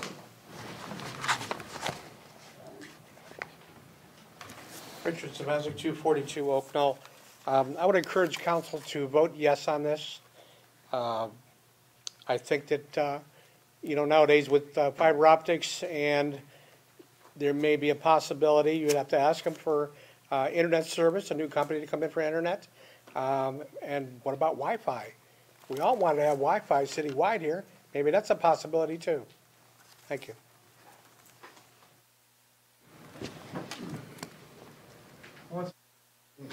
Dennis Richter, 231 Maple Street. I have some comments to make on this issue. The village employees already have offices to work out of. They're already under one roof. What are you on? Pardon? You're on a pole attachment agreement. I'm sorry. Pole attachment agreement? We're on the pole attachment. What would you like to talk about? We're going to talk about attaching stuff to poles. You want to talk about that? Nope. Sorry. I know you did. It's all right. I thought maybe you really knew something. I was waiting for this. How you doing? I'm Tom Trusnick with Everstream. We're the fiber optic company that wants to bring the future to Newton Falls. Right now we have a customer, University Hospital, going in town. They need it to run their business in order to download all their medical records. University Hospital is tied into their own ring, and right now we have over 100 different sites, doctors' offices, hospitals, stuff like that. I hear a lot about economic. I'm sorry? Everstream? Okay. I hear a lot about economic development and stuff. Just a little background, Village of Glen Willow, we brought fiber to their city. They took an old field or whatever and made an industrial park and attracted like 5 major companies. And they're benefiting from fiber that we brought into their city. Anybody could check out with their mayor, Mark, or their economic. Yes, small village, and it really took off over there. As far as there are rules on attachments, how many we can have on there, this and that. You basically have to be 40 inches below neutral, and it's pretty much the rule. And if there's any other questions, I could take it. I have questions for the city manager. We'll do that. This isn't a question. This is just a public hearing. Well, I can't ask him anything. We're not. No, this is not, it's coming up on the agenda, John. Yeah, that's what I'm saying. I can't ask him. He's on. Thank you. Thank you. Thank you. Anyone else? I will this portion of the meeting closed. Under unfinished business, I would ask for a motion to postpone number 1 indefinitely. I'll make that motion. Second? Second. Discussion? Roll, please. Mr. Beer? Yes. Mr. Alberini? Yes. Mr. Bariak? Yes. Mr. Stumpert? Yes. Under Resolution 20-2019, we have a condolence to Mr. Schaefer. A resolution of condolence commemorating the passing of Irene White Schaefer, the beloved mother of Newton Falls Superintendent of Maintenance, Harry Schaefer. Whereas Irene White Schaefer passed away on April 1st, 2019, And whereas Irene White Schaefer was the beloved mother of Harry Schaefer, who has faithfully for many years served as the superintendent of maintenance for the city of Newton Falls. And whereas Irene White Schaefer lost her beloved husband, Harry Schaefer, on July 16, 2004, but carried on bravely herself for the past 15 years. Whereas Irene White Schaefer was a very picture of loving motherhood, having cared for and raised her son Harry, Johnny, and Charles, and her daughters Loretta, Wilma, and Barbara, along with a large number of grandchildren and great-grandchildren. Therefore, be it resolved that because Irene White Schaefer will be dearly missed, the city of Newton Falls, through its city council, does extend its condolences to the entire Schaefer family, and in particular to its favorite son, Harry Schaefer, as a demonstration of our bond and affection for our dear Harry Schaefer at this time of sadness. Is there a motion to accept Resolution 19-2019? So moved. Second? Second. Any discussion? Roll, please. Mr. Alberini? Yes. Mr. Bariak? Mr. Stumpert? Yes. Mr. Beer? Yes. Would the clerk please read ordinance 2019-11? An ordinance authorizing the city manager to enter into a pole attachment agreement. Second? Second. Discussion? Mr. Bariak? Could the city manager just open up a little bit on this? Would you please? Sure. No, you may not. Law Director asked if he could explain this a little bit, and I will turn to him in just a moment, Mr. Chairman, if it's appropriate. But we do like to make sure that there is permission before people start attaching things to our poles. And Ms. Carl raised a good point. You can't just say, okay, come one, come all, start attaching things to our poles. First of all, you're going to have to pay us to attach to our poles, so that's what's happening here. But we can only charge based on certain legal parameters, and we also have to protect the integrity of our use of the poles. And Mr. George, who I saw back there a few moments ago, who has moved to a different position apparently in the audience. Downstairs. He's downstairs No, in the fire he station. has disappeared completely. He has reviewed this pole attachment with Everstream. I did want to say this substantively with reference to what the representative of Everstream said, though. Fiber is where it's at, baby. Fiber is where it's at. He mentioned in Glen Willow, somebody bringing in a new industry. I met with one of our existing industries whose name will not be identified at this time, and they bemoaned the fact that they were not getting the speed of internet activity that they really needed to operate in the modern day and age. And just think about it. This pole attachment is going to help a medical facility. Does anybody want to imagine the idea that a medical facility you're visiting doesn't have access to the very fastest of internet speeds when your prescriptions are going from the place you're at over to the drugstore, or your medical records need to be evaluated by a professional on an immediate, as-needed basis? I applaud Everstream's efforts. And mark my words, we are going to be aggressive in getting more fiber throughout this community. This is one of these economic development assets that we need to have. With that, Mr. Chairman, I'd like to defer to the law director. I have nothing more to add, sir. You've handled it well. Okay. Oh, great. CenturyLink already have fiber optic here? Yes, they do. Do they? Are we going to be in competition with CenturyLink now? Well, first of all, we're not in competition. Everstream is a private company, so is CenturyLink, so is Spectrum, so is Verizon. And we are encouraging every provider to put as much fiber into Newton Falls as humanly possible. Mayor, if I may address the city manager, is this going to give them 5G? Is that the... From what I've heard, 5G is the latest and the greatest, and the gentleman is here from Everstream. He's asking if it would be 5G. You just nod your head since you're not allowed to say anything. It's coming. It's coming. Okay, and then is it possible to do Wi-Fi for the city in the future with... You know, it's funny that you asked this question because today the mayor and I had a conference call with the Smart Cities Director for Spectrum, and we're in the process of investigating universal application of Wi-Fi as a public service to the citizens of Newton Falls. And by the way, that's not just because we want to say, oh, boy, we're doing another thing for the citizens, they'll all love us more.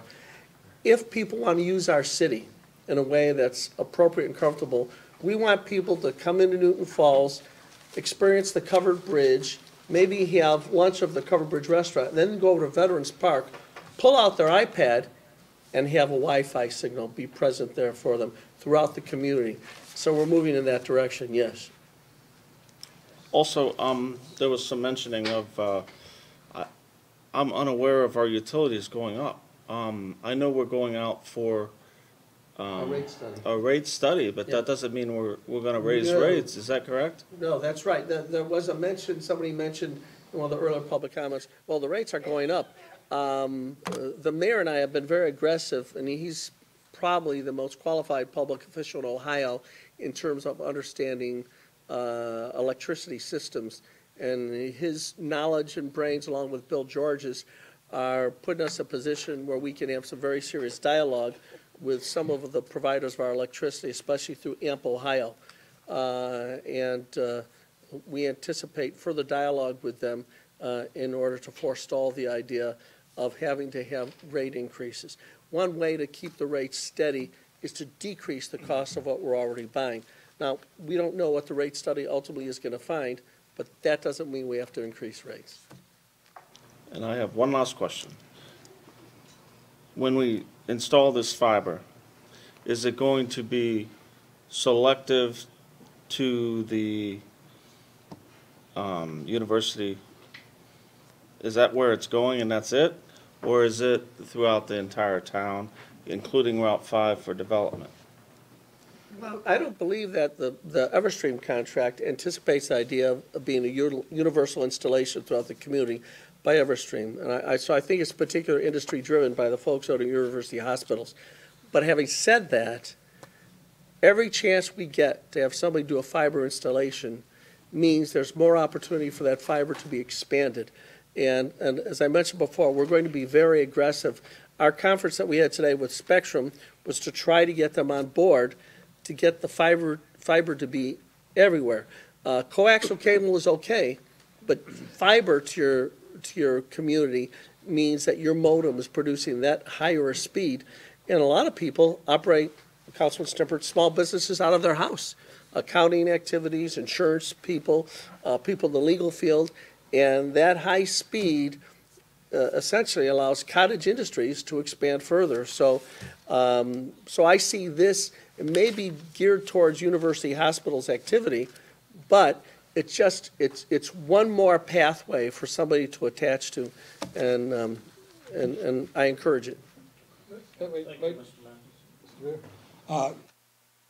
I'd just like to say, I would like to see us hold those rates down, and I think you guys are working hard to do that, but I don't want to see us get into a situation like we were in the past where we just kept kicking the can down the road, and then when we did have to finally raise the rates, it was a high amount. I'd rather do a little bit at a time, but if we can manage to not have to do it, that's great, but I just want it to be done right. Mr. Mayor, if I could address the city manager, Mr. Lynch. Yes. Oh, great one. That's fair. I think it's a positive. The pole attachment agreement with Everstream, I think, is awesome.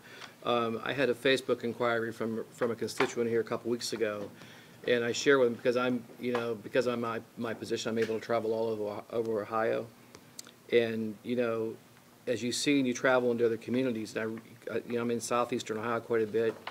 It's considered Appalachian. Some of those towns in Appalachia down there are actually ahead of us as far as Wi-Fi, fiber, and things like that. So in order for us to grow economically, companies are going to demand not just the fiber, but the 5G that's coming as well. And I think the president has opened that up for bidding across the country too. So these things are important. I remember years ago going to Huntersville, North Carolina, which is above Charlotte, sitting outside of Starbucks. I could get on my laptop and I was stunned. Now this should be an everyday occurrence. This should be the norm for us. So I'm all for this pole attachment agreement with these folks. Thank you for coming into town, by the way, too. First of all, and not to, you did anything wrong, but I don't think that the announcement of university hospitals in the Newton Falls has been public yet, and I know there's a lot of people that are now going, what's that? So I will give just a little bit as Dr. Suzellis is renovating the Neidhart building, and he is associated with University Hospitals, and he is putting in a new facility in that building. So I'll leave it at that, and when Dr. Suselis wants to do his announcement, we'll do it differently, but I hadn't heard that out there yet, so I didn't want somebody to think that we were building a new University Hospital down the street or something, but. We're going to need one for round 5. Yeah, but I see that our electric superintendent snuck back in after everybody thought he snuck out, so. As I told you before, the Ohio Municipal League has been into this legislation for a long time, and they're working on behalf of all the municipalities and looking at the way that these attachments are done and the liabilities and all the things that are happening. And with, again, as I said before, Mr. George has looked at that, and he's given the green light. The Ohio Municipal Electric Association also has worked on legislation trying to keep member communities in line with what is beneficial to the communities. I've looked at the legislation. There's always a couple of questions that everybody has, but I think overall it's good legislation, and it keeps us from getting into a bind, and I believe that our electric department will stay on top of it and make sure that things are constructed to our standards and within the standards of whatever they're using right now through the AMP. So I think it's good for us, and as I told you also, the businesses are looking for that 5G. They want the best that there is out there. When you start talking about bringing businesses in, they want the best there is right now because it's out there, people have it. And Route 5 is a place that, but I don't think we do have it yet. And Dr. Van Epps, as I told you, is working to help us bring 5G up through the railroad. There is already 5G that goes along the main CSX line. I believe that the tap-in for that is in Niles, I think, and there's one in Ravenna. And so we're trying to figure out how the Mahoning Valley can tap into this 5G and bring 5G into the cities so that all of us can use that signal. And it is, we were looking today at trying to figure out how to put Wi-Fi into town, how to put fiber in other places, and what we can do to bring benefit to our residents and our businesses, because businesses want that speed. They want to be able to come in, download, do their things, and go. So we are looking into it, and I think we're going to do some more exploring because we didn't quite get what we wanted today. So anybody else? Joe, for the law director, we're not violating anybody else's pole attachments now, are we? We didn't have any, you will not attach since we're attached, or any, there isn't anything that's been researched? We don't have any chance? There's no conflict I'm aware of.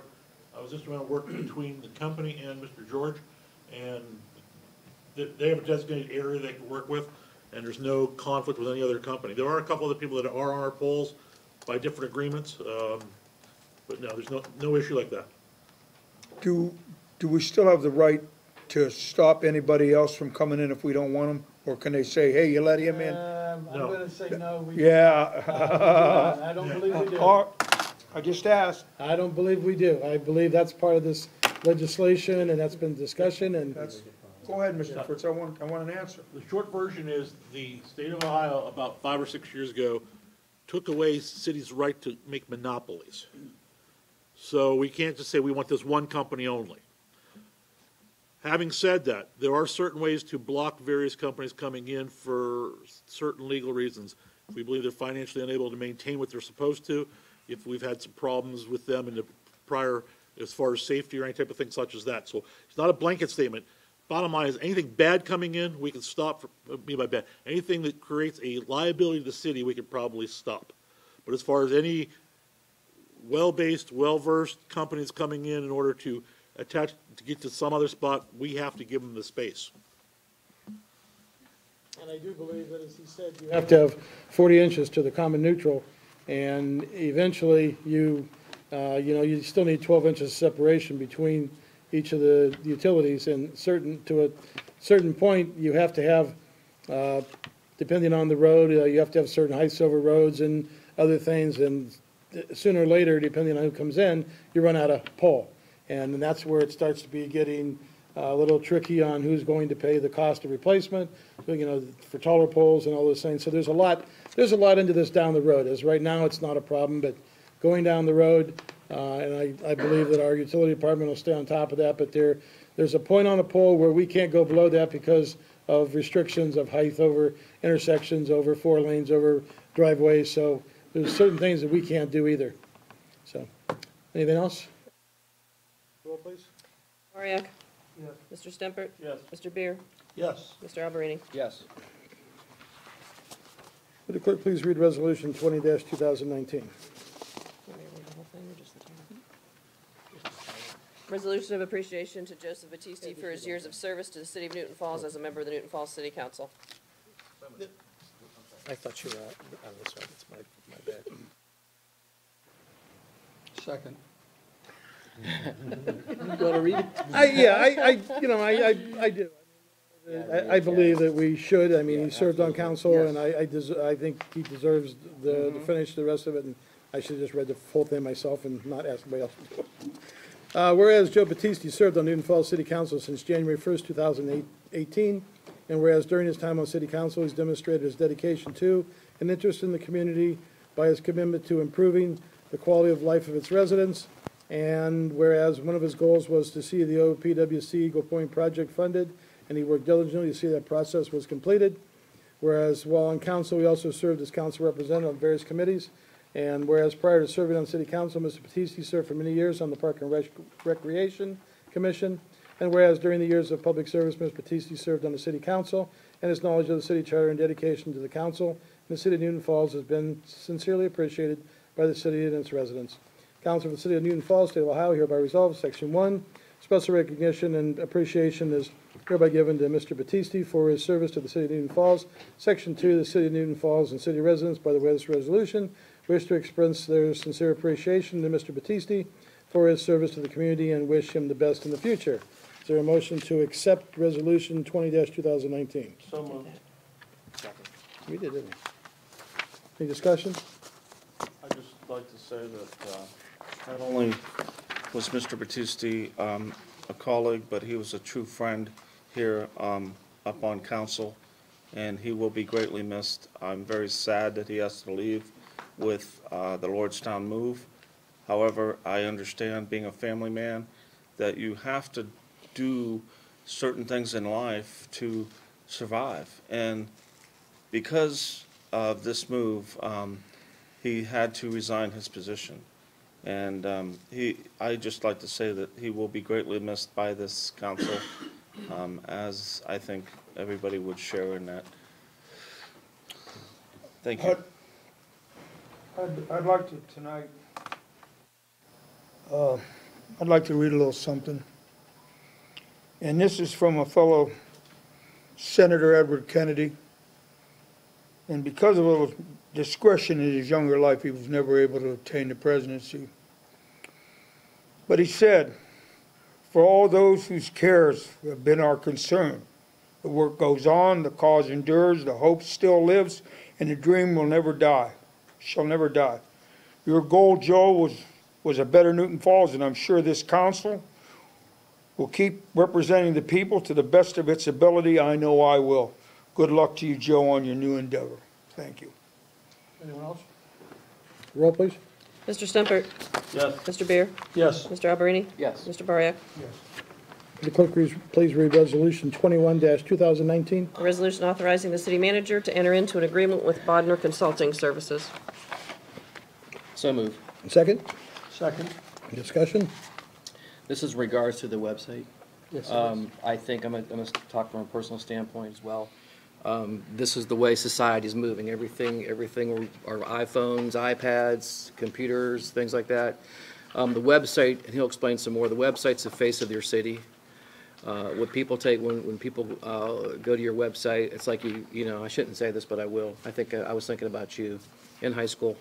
You know, when you got that date with that first girl, you got that date with that first girl, and you know what? He just took his arm around off of his girlfriend right there. Yeah. He knows what I'm going to say.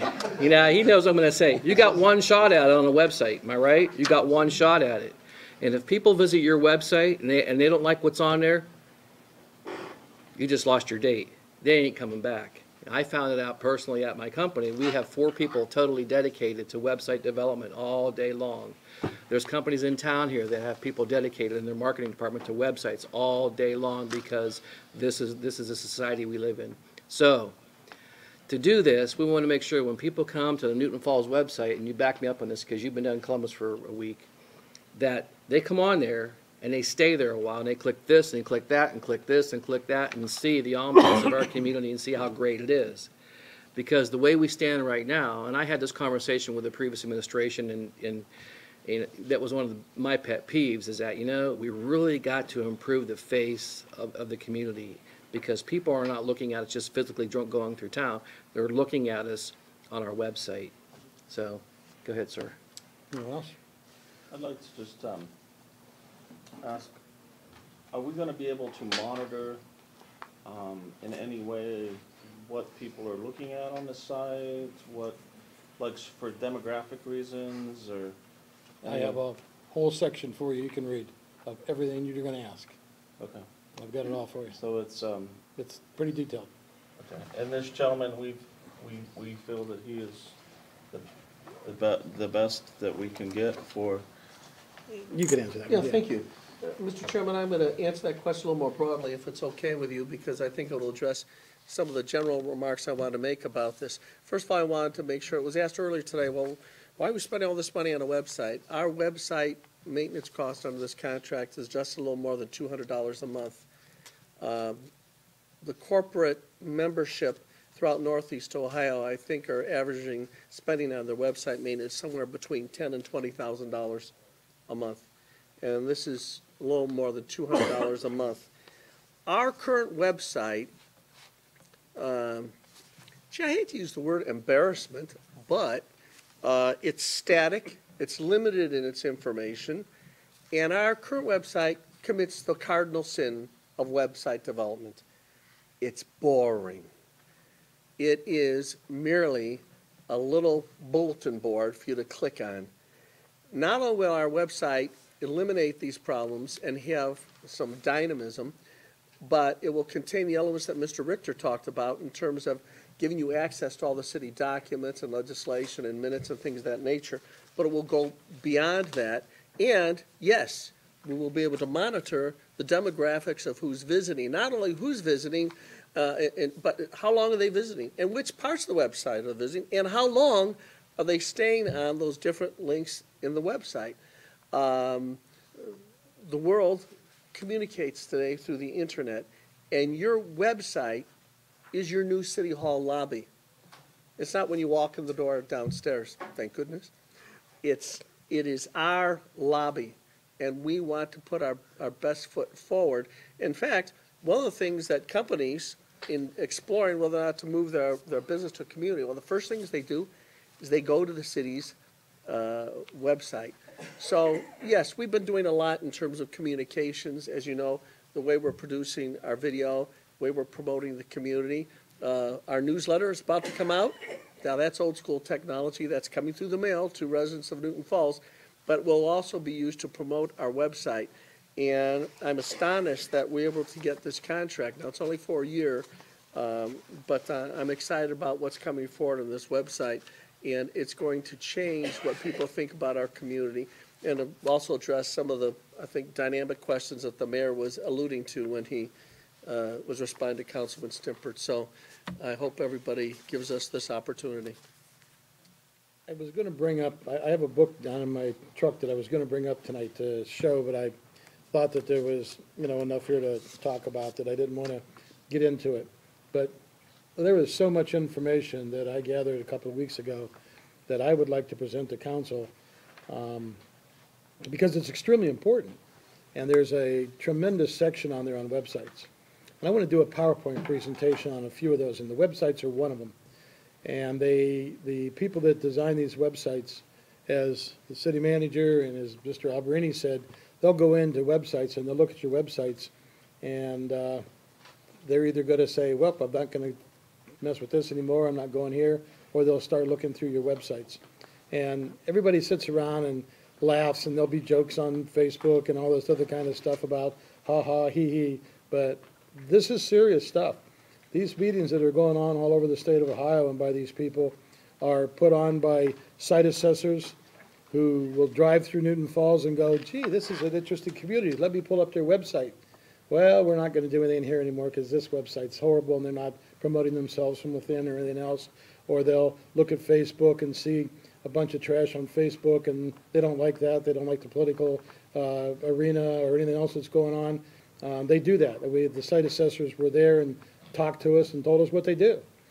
And it's very interesting, and looking at some of the websites, and even the webmasters asked for some volunteers to show websites, and I didn't volunteer. After I saw them do a couple of them, I didn't volunteer our website because I didn't feel like sitting there and getting beat up too bad. But they were real nice about the other websites and explained what was wrong with them and what they need to do. And I've got all that information. I've got 15 pages of notes and 400 pages of documents plus another book. There's a tremendous amount of information in these classes that we take to show us what we can do in the future and how we can better ourselves. And some of it's not very expensive. Yeah, there's a little money involved in getting a new webmaster, but you know, they want pictures. They want pictures of people working.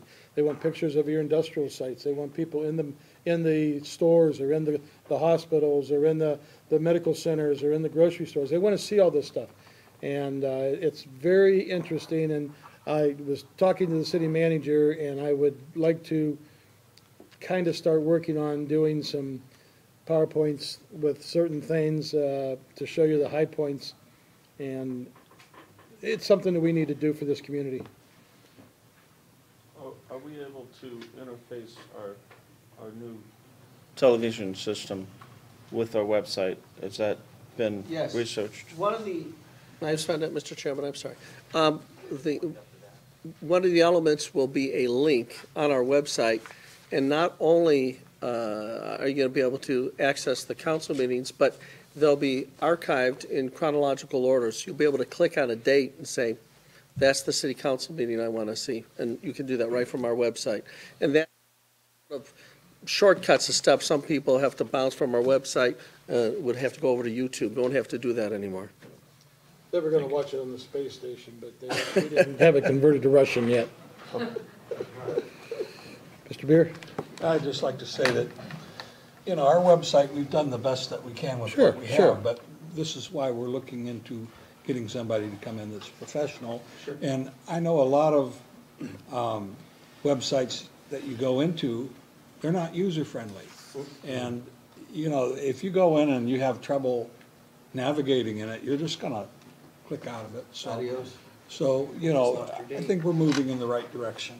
But I think that's important. I didn't say that, and I'm glad you brought that up, because Ms. King has worked on our site, and others have worked on our site, and it's, you know, everybody has a limit to what they know and how they do it, and that's why you have professionals and people who do the certain things. Our site has actually improved from where it was before, I'll say that. I mean, it actually has improved, but it has a lot more room to go. And those who are working on our site now, you know, they're doing a good job, but there is another couple, 3 or 4 levels above where we are to where we could be, so. Anything else? Roll, please. Mr. Beer? Yes. Mr. Alberini? Yes. Mr. Bariak? Yes. Mr. Stumpert? Yes. Clerk, please read Resolution 22-2019. Resolution authorizing the county engineer to act on the city's behalf to advertise and accept bids for the 2019 paving project. Is there a motion? Second? So moved. Second. Discussion? Would you like to explain the engineers? Yeah, Mr. Mayor, members of council, ladies and gentlemen, paving roads, I talked about that we're going to be more aggressive this year in a significant way. However, there are entities that have better bargaining power when it comes to going out for bids and getting bid prices, as you can imagine, than Newton Falls.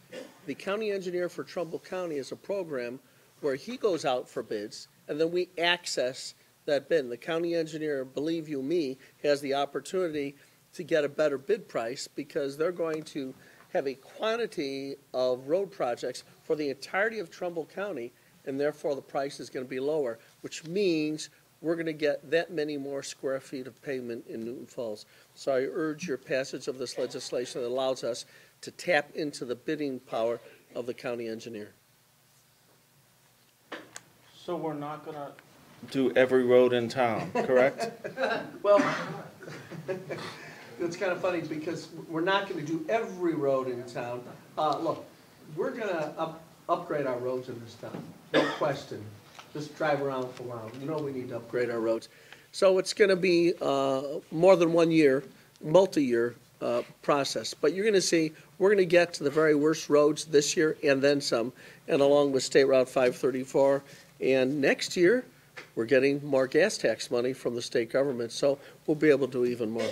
It's my understanding that you're coming up with a list of roads, and Yep. and that'll be more to come in the future? Absolutely. Okay, thank you.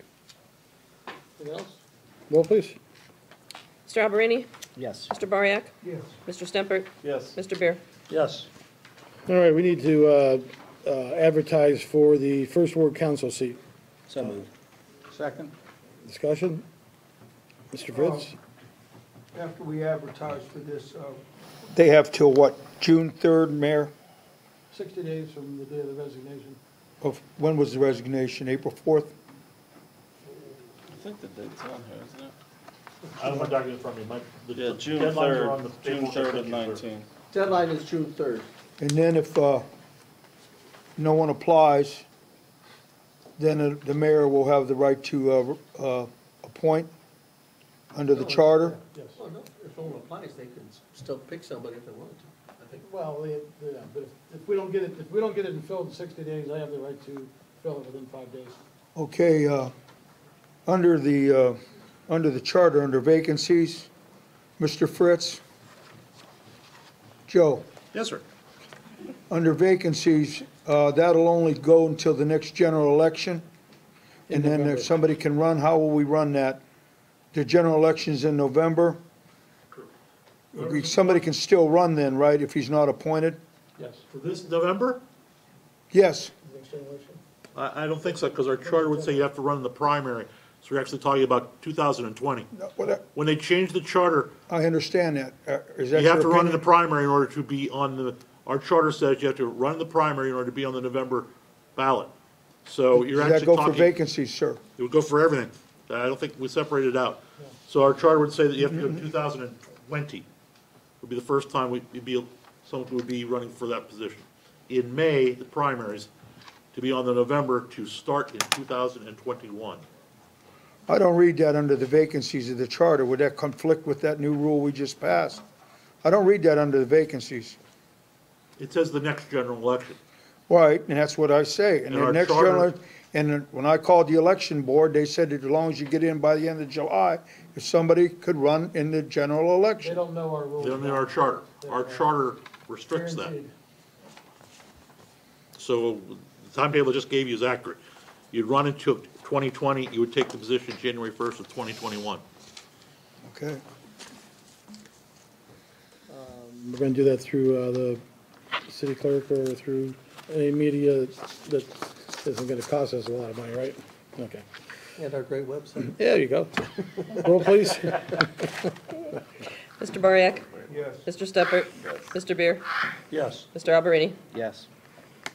Motion to accept the Finance Department's monthly report is submitted with all the attachments.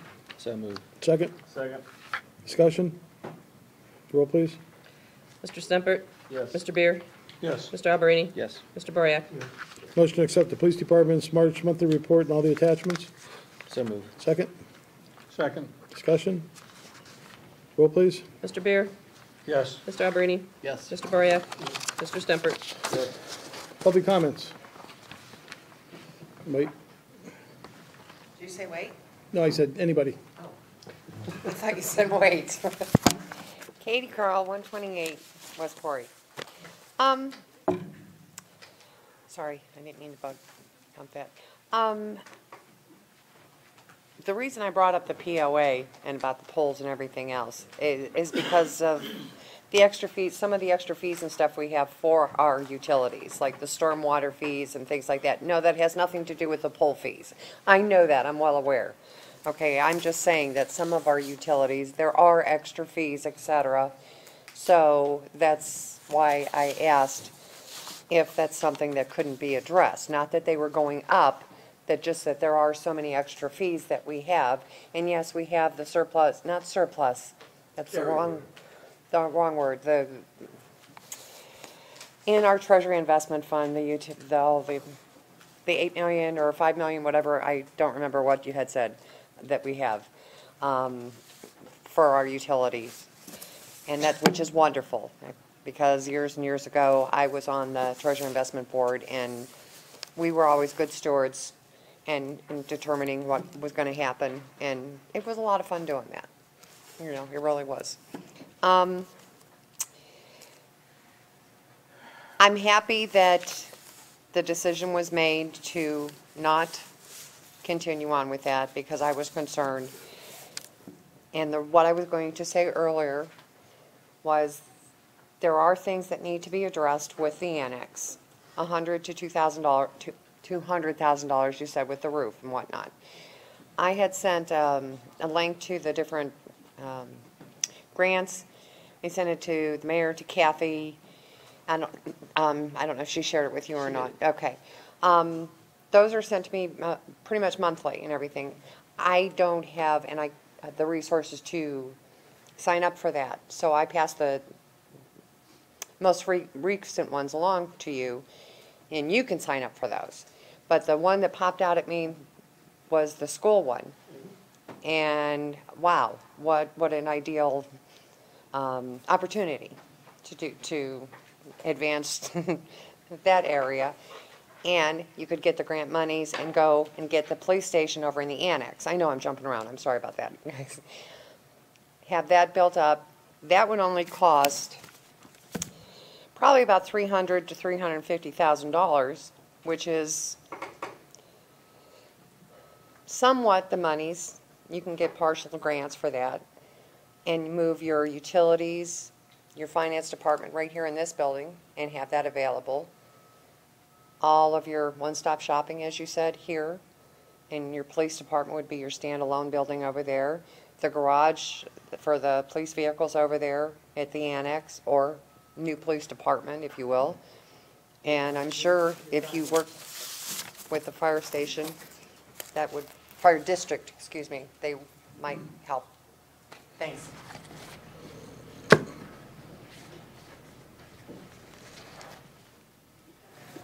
Patty Hans, East River Road, and yes, I do live in the township.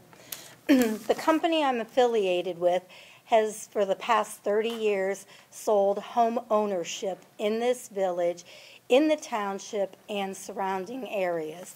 So I do believe I have the ability to come up here and speak. I have many friends and family that still lives in the village.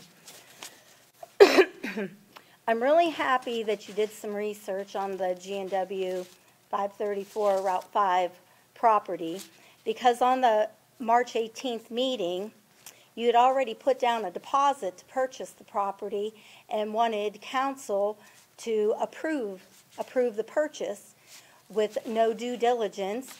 And, well, there was a little bit. He said it would go back on the owner.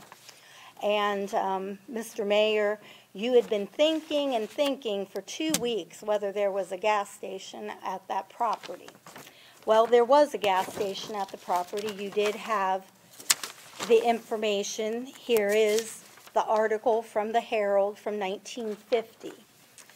What you did in 2 weeks thinking, in 2 days after this meeting, I called the EPA. I started a file review on that property.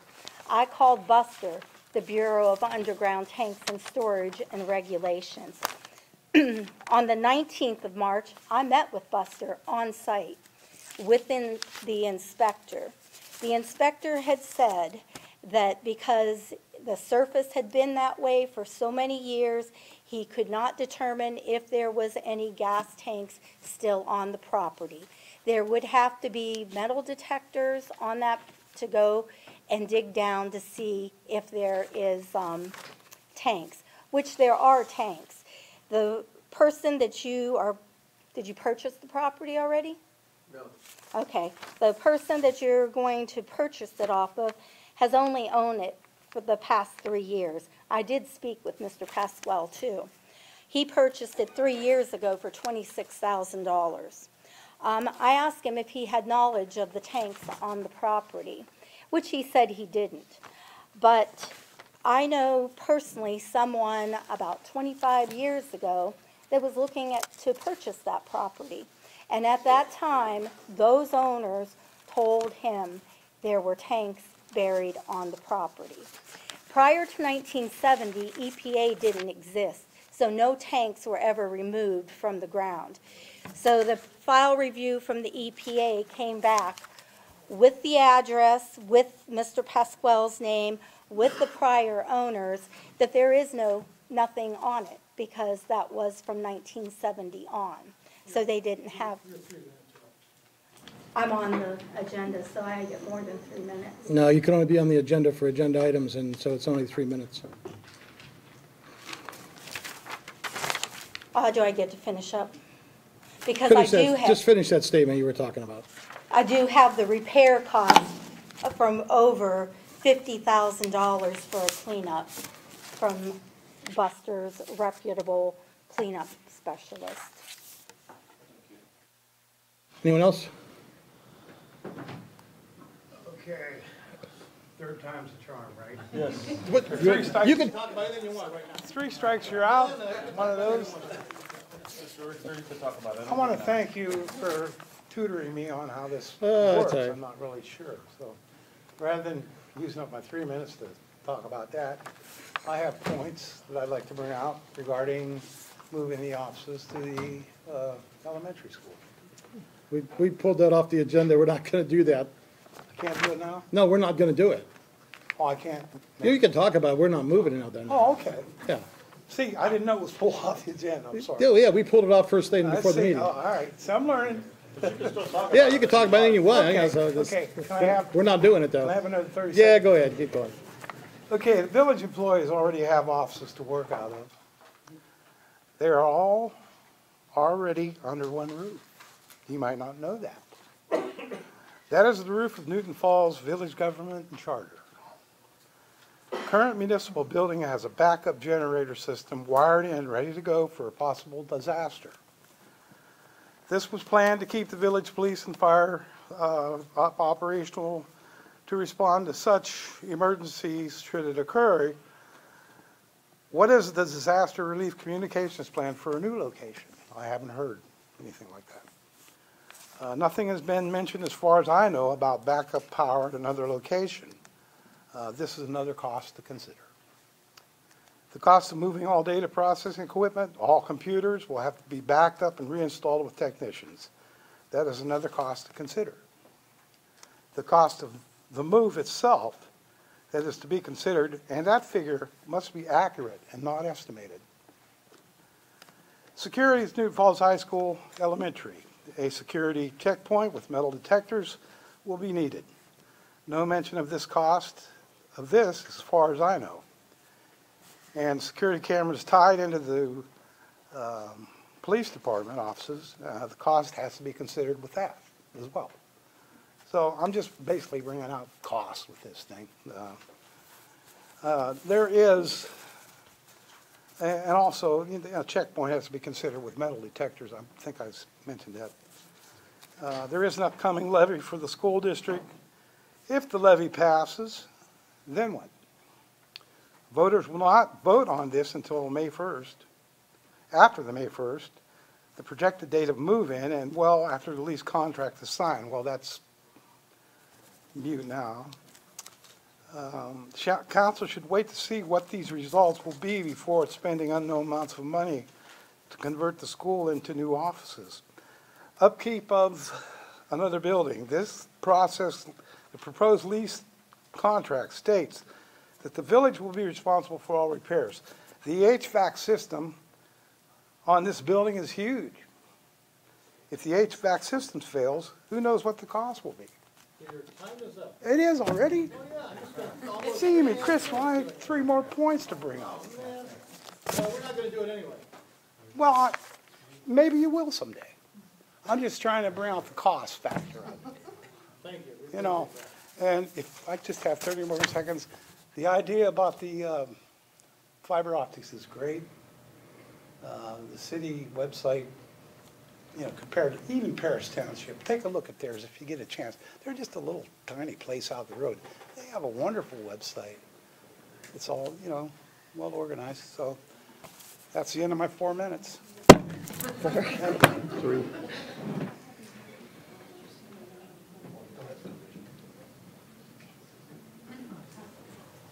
Richard Zemaznik, 242 Oak Knoll. I'm happy that council pulled the agenda for the lease to the school. I just think it was a wrong move. Maybe in the future, you could do that. Having that in mind, since we have over $600,000 and an $8 million investment fund, if the police, you talk with the police chief. He wants 2 interview rooms. The jail's been closed down for years. We're not going to bring it up and open it. You got to have somebody to watch it. Frame it in, drywall it in, put doors in. You got 2 rooms. That would help him out if he would care to have that done. The internet is nice to be able to see how people feel about different subjects, and it was a buzz this last week, especially on the school. Improving the website, I would hope that you would put a couple of small things like the inventory of the property that's available, a nice inducement letter, or a very aggressive one and say, hey, come here. We may give you tax abatement depending on what size building and how many people that you're going to bring here for employees. And maybe even a square footage calculator to be stuck on there. Thank you very much.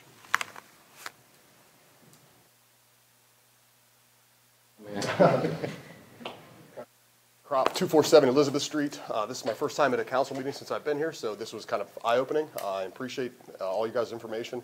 Mr. Lynch, I particularly appreciated listening to you talk. It was kind of refreshing to hear some really fresh ideas and some good angles on stuff. You mentioned, as far as reserves and having money available to do things with, and aesthetics, like visuals, what people see when they look at the town or they come to town. The website, that's a great idea to update the website and change things. If you don't know, you can go on now, whatever website you have, and check the analytics. You can see all that stuff that you were inquiring about as far as demographics, visitors, behaviors, that kind of stuff. You can do all that stuff now with any website. It doesn't matter what website or what consultant you have. Someone should be doing that. You should be monitoring that kind of stuff anyway. But in my opinion, I've lived in town here since about 2010. The aesthetics of the town itself, the visuals in town, when you drive around town, you go past the parks, you go past the bridges and the buildings and the waterfalls, everything looks awful. Like if you look at the bridges, if you look at the waterfall, if you look on the city logo, what do you see? You see the waterfall in town, the first thing that people see when they come underneath our bridge. Everybody knows about the underpass. When you come through the underpass, it looks awful. The road's terrible. You come through and the first thing you see is Veterans Park, where everything is pretty much falling apart in Veterans Park. The waterfall, like I said, it's in disarray. It looks terrible. It looks awful. Those are visual representations that you talk about, people coming in, auditors or whoever comes in and does these site inspections. Those are the things they see first when they come into town. Those are the things those are, I would think would be small expenditures. Or if you have all this money sitting around that we have to invest in the town, invest in those things. Invest it for people to actually, the families and the people that live in town and the people that want to come here and spend time. They have a place to go, a place to see, a place to, maybe a walking path or something that utilizes the rivers, the natural resources in the town that we already have. You don't have to build anything or buy anything or make anything new. Just upgrade the stuff that we have now. Make it viable. Make it places people want to come and see and spend time. If you bring businesses in here, that doesn't mean people are going to move here and live here. They might come here and work here, but then they're going to live somewhere else. They're going to live in a town that has all those things. So I would just recommend that you guys take a look at some of the physical structures and stuff we have. We already have some really great things that the town does. You've got the 4th of July festival. You've got the cakewalk, which is a huge, we love that. I've lived here for years, and our kids love that. But those things could be done so much better. I'd be happy to talk with anybody. I have tons of ideas. Would love to sit down and discuss this with council or anybody else. Because I think that's what this town needs. It doesn't just need people bickering and arguing and fighting back and forth. You guys mentioned Facebook and stuff like that. I'm very active and have talked with many people. I don't know if anybody knows who I am or who I've talked, but I've talked to a lot of people about this kind of stuff. And this is what people want. People want to see the town be respectable and look good and be run well. That's what people really, really, really, really want. So I appreciate the time, and thank you very much. Talks fast and got it all in. Yeah. Thank you. You have more time, so. How much coffee do you have? He's a fast talker. You got a lot of back in. You can't get him a shot. Anyone else? I'm sorry. That's okay. Anyone else? Mr. Bariak? Comment time for the council. Time for you. I'd like to just say tonight that those words that you just said have not fallen on deaf ears. I've been preaching that. We need to clean the town up. I don't want to tell on myself, but I'm going to. Every morning, I send my men all the way around Bridge Street, North Canal, up to J, and down on Main Street in a big circle. I pick up 2-3 bags of garbage, beer cans, pop cans. Nobody wants to live in a sewer. Clean up. Let's clean it up. If those who want to live here, fine. If you don't want to live here, this isn't a place to just throw your garbage around and live. But we want to raise families. We want decent people here that want to respect the community, and we'll respect them. Mr. Lynch has said he's going to tackle this problem. I'm sure he is. We're going to have the money for it. Same with the other problems, and we're going to start. I'm glad you brought this up. You're the young people in this community. I've been here. I don't want to tell how old I am, but I've been here a few more years than you have. And I'm glad that somebody's willing to come up and say what a different, fresh point of view. Thank you very much. Mr. Stimper. I have a few announcements. The first announcement I'd like to make is pretty important. April 26th is a Senior Service Day. If nobody knows what that is, it's the seniors of the high school. They're going to come out and they're going to beautify our town. We are going to spread mulch. We're going to be doing some cleanup around town. We're going to be working in the parks, anywhere they're needed. We have a meeting tomorrow. We're going to be buttoning up some places and things that we're going to concentrate on. But if there's anybody out there that would love to volunteer on that date, our cancellation date would be that following Monday. That would be the 29th. But we're looking for volunteers and any donations. If you can't make it, maybe you could make a donation. I mean, we're going to be raking. We're going to need gloves. We're going to need paint. We're going to need all that stuff. It's for a great cause to beautify the town. I also talked to Mr. Lynch. We're going to have a cleanup day. We haven't finalized that as a town. We're going to be doing that. That would be nice to do in the future.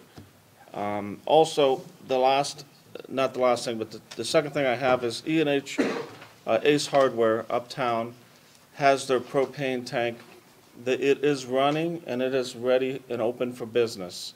I know it looks like it has under construction because it has fencing around it, but the fencing has to remain there.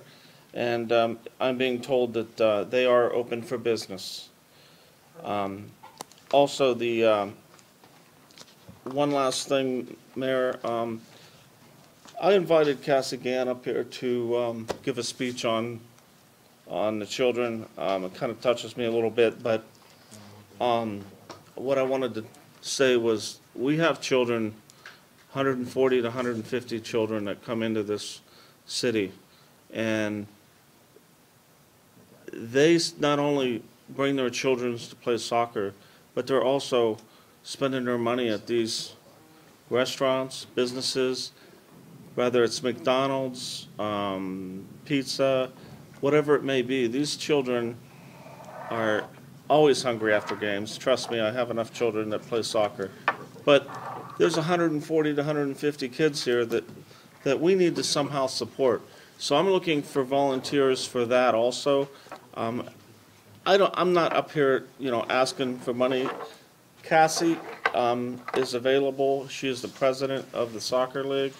And if there's anybody out there that could help with donations, I know she asked for just the maintenance of the grounds, but if there's anything that you could do for these children so that they can remain in a regulated field instead of putting them in I know we had some injuries when we put it in the back of the outfield of the baseball fields because it was on partial dirt and partial grass, which makes it kind of hard.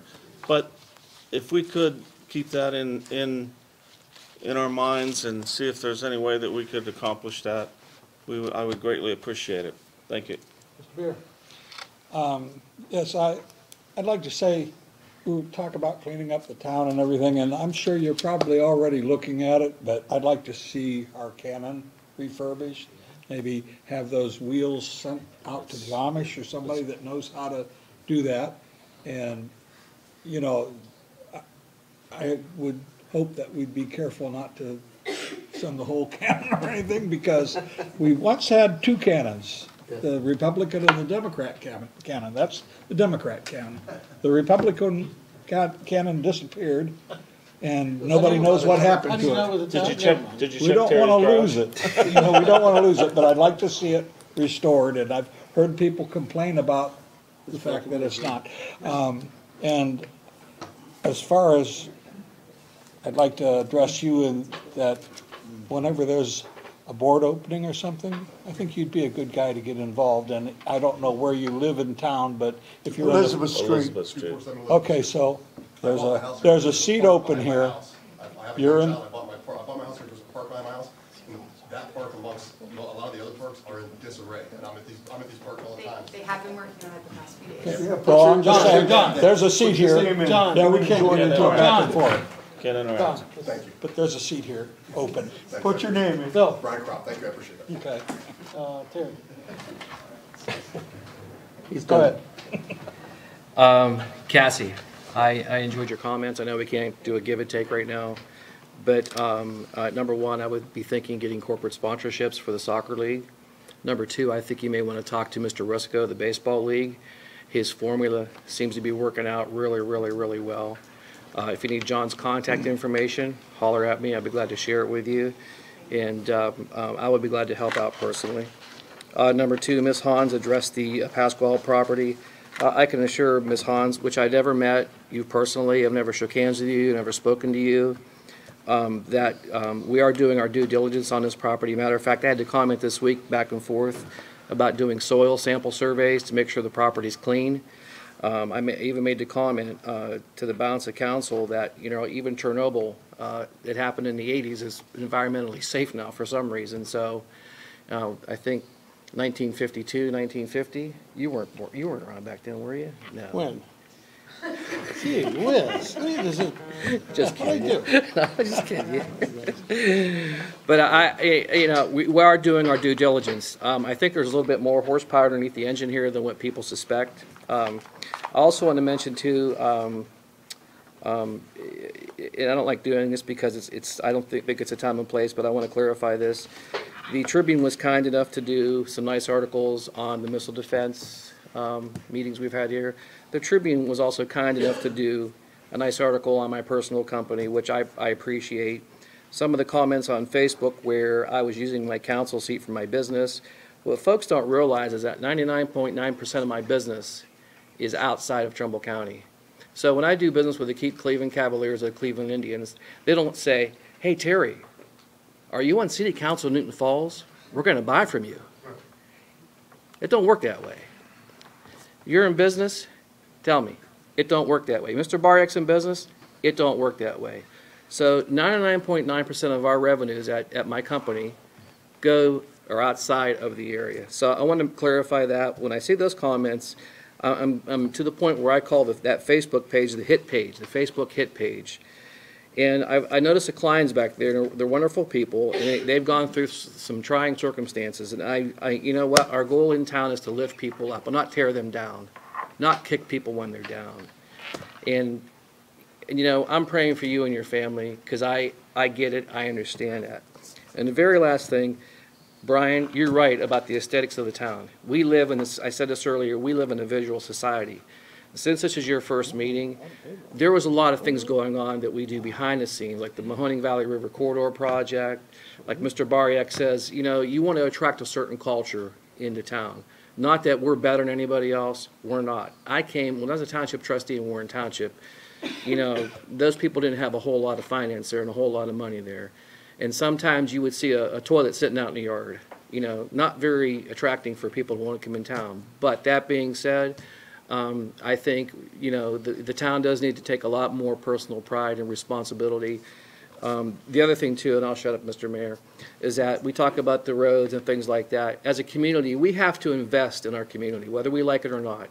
I've seen comments on Facebook that we're blowing money, we're doing this, we're doing that. Look it, your house is only going to last so long, you know, if you don't paint it, if you don't fix the windows, if you don't repair the driveway. My driveway at my house, 820 West Broad Street, is falling apart. I have to get it fixed this year. You know why? Because I want to maintain the integrity of my house and the value of my house and make sure it's up to par with these guys back in Eagle Ridge back here, you know, the high rent district, just saying. But those are the things we have to do. You have to, just like a business, you have to invest back in the community. Some of you folks may not like to do that, and you know something? That's your business, that's your finance, that's up to you. But I choose, as a representative council, to put my money where my mouth is and invest back into my community, whether it's through the property, whether it's through the school system, whether it's through sponsoring baseball teams, whatever. That's where I stand. I want to see Newton Falls be a beautiful place, just like everybody else is, because you know something? When people come into town here, they're not just looking at Newton Falls, but they're looking at us. They're looking at us as civic leaders and say, what are you guys doing for the town? So with that, I'll shut up and I'll turn it over to you. Oh, Anna. Mr. Fritz. Nothing, sir. Mr. Lynch. Oh, great. Oh, great one. Just briefly, a few things I want to identify here. Mr. Kropp raised a very good point. I've been the city manager since November 15th, 2018. And there's no question that my initial impressions of what I had to do was that I had to create a very ambitious agenda to upgrade the visuals and the elements that families use in our community. And the parks is right at the top of the list. So this is April. I know this morning it felt like it was back in December again, but the point is that we've got an opportunity to really make the parks look great. And Rome wasn't built in a day. As I mentioned, I started November 15th, but we're going to be very aggressive this season. And as Councilman Alberini has indicated, it takes money to buy paint and to marshal the labor to get these things done. But I want you to be proud of the picnic tables. I want you to be proud of Veterans Park. As it relates to the cannon, I was conferring with the council clerk about the fact that we've been looking at that cannon, but AMVETS, as a nonprofit organization, has indicated they are going to take care of that cannon this year. But in addition to that, later on in the spring, the falls will be lit by our electrical department, so that's very attractive. We want you know, it's interesting. We talk about our parks and the visuals. Anybody that watched the Masters over the weekend, or if you've ever had a chance to get down to Augusta National, it's almost as though every square inch is treated as a shrine to beauty.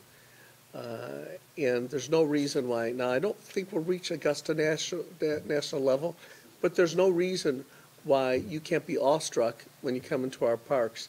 The natural beauty we have is already there. The two branches of the Mahoning River, the falls themselves. In our newsletter coming out a little bit later this week, the Councilman Alberini has a column that dwells a little bit on some of the natural beauty that we have in this community. So we want to take advantage of it. And I assure you, again, I said Rome wasn't built in a day, but we're going to address all of these things. We want you to be proud of your community. We want you to say, my family feels good about the fact that we live here. And then the last note I'm going to mention, well, two notes I'll mention. One is that code enforcement is one of the ways we address some of the aesthetics as relates to our homes and our commercial enterprises. And the previous code enforcement officer resigned, and we had a vacancy. I did some interviews. I hired somebody, and then that individual ended up not coming to work the first day, and now I've got to go back to the drawing board. Having said that, we'll solve that problem, and members of council, I want you to anticipate that I will be sponsoring legislation to change our pay ordinance so that our code enforcement officer works on a full-time basis, not a part-time basis. Councilman Berriott called me about that last week sometime. There'll be some other duties associated with that as well, so that you know that you're getting a good bang for your buck. But my anticipation, and some of that will relate to monitoring and involvement with our parks as well. I want a new day to dawn in terms of the way the city looks, the way the parks look, the way we feel about our community, and part of that will be addressed through that legislation. Last thing I wanted to mention is Ms. Hans talked a little bit about that property over there, and she mentioned some things that her own research has identified. Well, I was going to identify the mayor as Detective Waddell instead of Mayor Waddell because he has been talking to eyewitnesses, so to speak, as to what's been going on at that property. Well, I want everybody at this table to know something, and I sent a memo to all the members of council about this.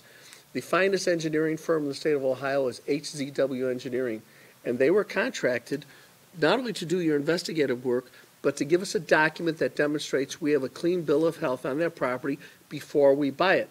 And when you get a document from an environmental engineering firm that says it's okay to buy this property, it's backed up by an insurance policy that provides you with a financial guarantee that that property is clean for the purposes of future development and for acquisition by the city of Newton Falls. So I credit to a great extent Councilman Bariak. He raised that issue a few weeks ago as related to it. And the only thing that's happened is we've signed an option to buy that property, but we have not signed or finalized a purchase agreement for that property and will not do so until this engineering firm does that. So I appreciate greatly the efforts that you're making, but I want you to know the efforts you're making in conjunction with the efforts that the mayor has been already working on are going to be backed up by a professional whose job it is to make sure that property is of a condition that's appropriate for us to buy it. We won't do so if they tell us not to do so. That concludes my remarks, Mr. Chairman. Thank you. To the beautification and the way that the committee looks, you're right. You go to a lot of communities, and even North Jackson's one that comes to mind, where they have a tremendous amount of flowers in that. And a lot of communities have garden clubs. We don't have one. We have some people who do a real nice job with the flower pots on the bridges and doing the corn stalks and stuff in the fall and that. But we really don't have a garden club that works around the community. The Kiwanis does a lot of nice work with the Four Corners Parks and with the flowers in that in the Veterans Parks.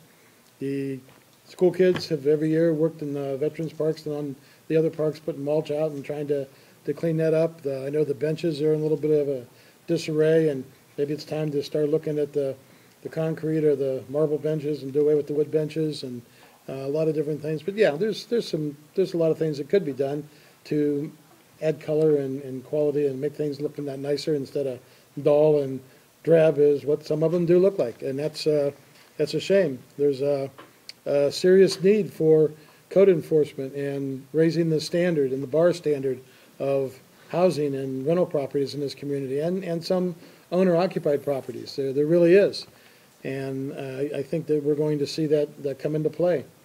The property out there, I think the city has all the capabilities we have to do our own due diligence and our own investigations of properties without people going around and calling people we're working with and dealing with and who knows what. And I appreciate the fact we have a firm on hand, and I think that we're going to end up with that piece of property here pretty soon. And I think that there's other properties we should look at eventually and prepare ourselves for the future. There's a lot of things we can do and a lot of things we should do, but I have all the confidence in the world that this council and the city manager can handle our legal affairs on our own. So, yes, sir? I just would like to ask, there also, regarding cleanup, there's a tire collection. Oh. Could you give the dates on that? It's next week, Monday through Friday. Monday through Friday, there's a tire collection next week, and it's, I believe, at the Street Department Street- from 8 a.m. to 2:30 p.m. 8 a.m. to 2:30 p.m. at the street department. They will be collecting tires Monday through Wednesday? Monday through Friday. Monday through Tires Friday. have to be off the rims and no tractor tires. No tractor tires and off the rims. And also, next, on Saturday, April 27th, 4 o'clock at the United Methodist Church on Ridge Road, Kiwanis has their annual steak fry. For some reason, I think the tickets are $15. I'm not, you have tickets, don't you? I have tickets. You have tickets in the clerk's office. Get your tickets for the steak fry. It's always good. They always sell them out, so. Let's say one more thing. City manager, the city manager, until we get a zoning man in, the city manager brought it to light, we're having a little trouble. Please, if you have a flagrant violation, somebody's dumped a garbage dump in front of your yard or something, that you know is not right, call the city manager. He'll be glad to take care of it himself until we get a zoning man on. That's all we can do for right now, but we are going to address the problem as quickly as we can. Thank you. Okay, we have a motion to go in executive session for the purchase and sale of property? So moved. Second? Discussion, roll please. Alberini? Yes. Mr. Bariak? Any Mr. Stemper? Any decision? Mr. Beer? No, sir. There will not be any decision made on this, so. No. Oh, yeah.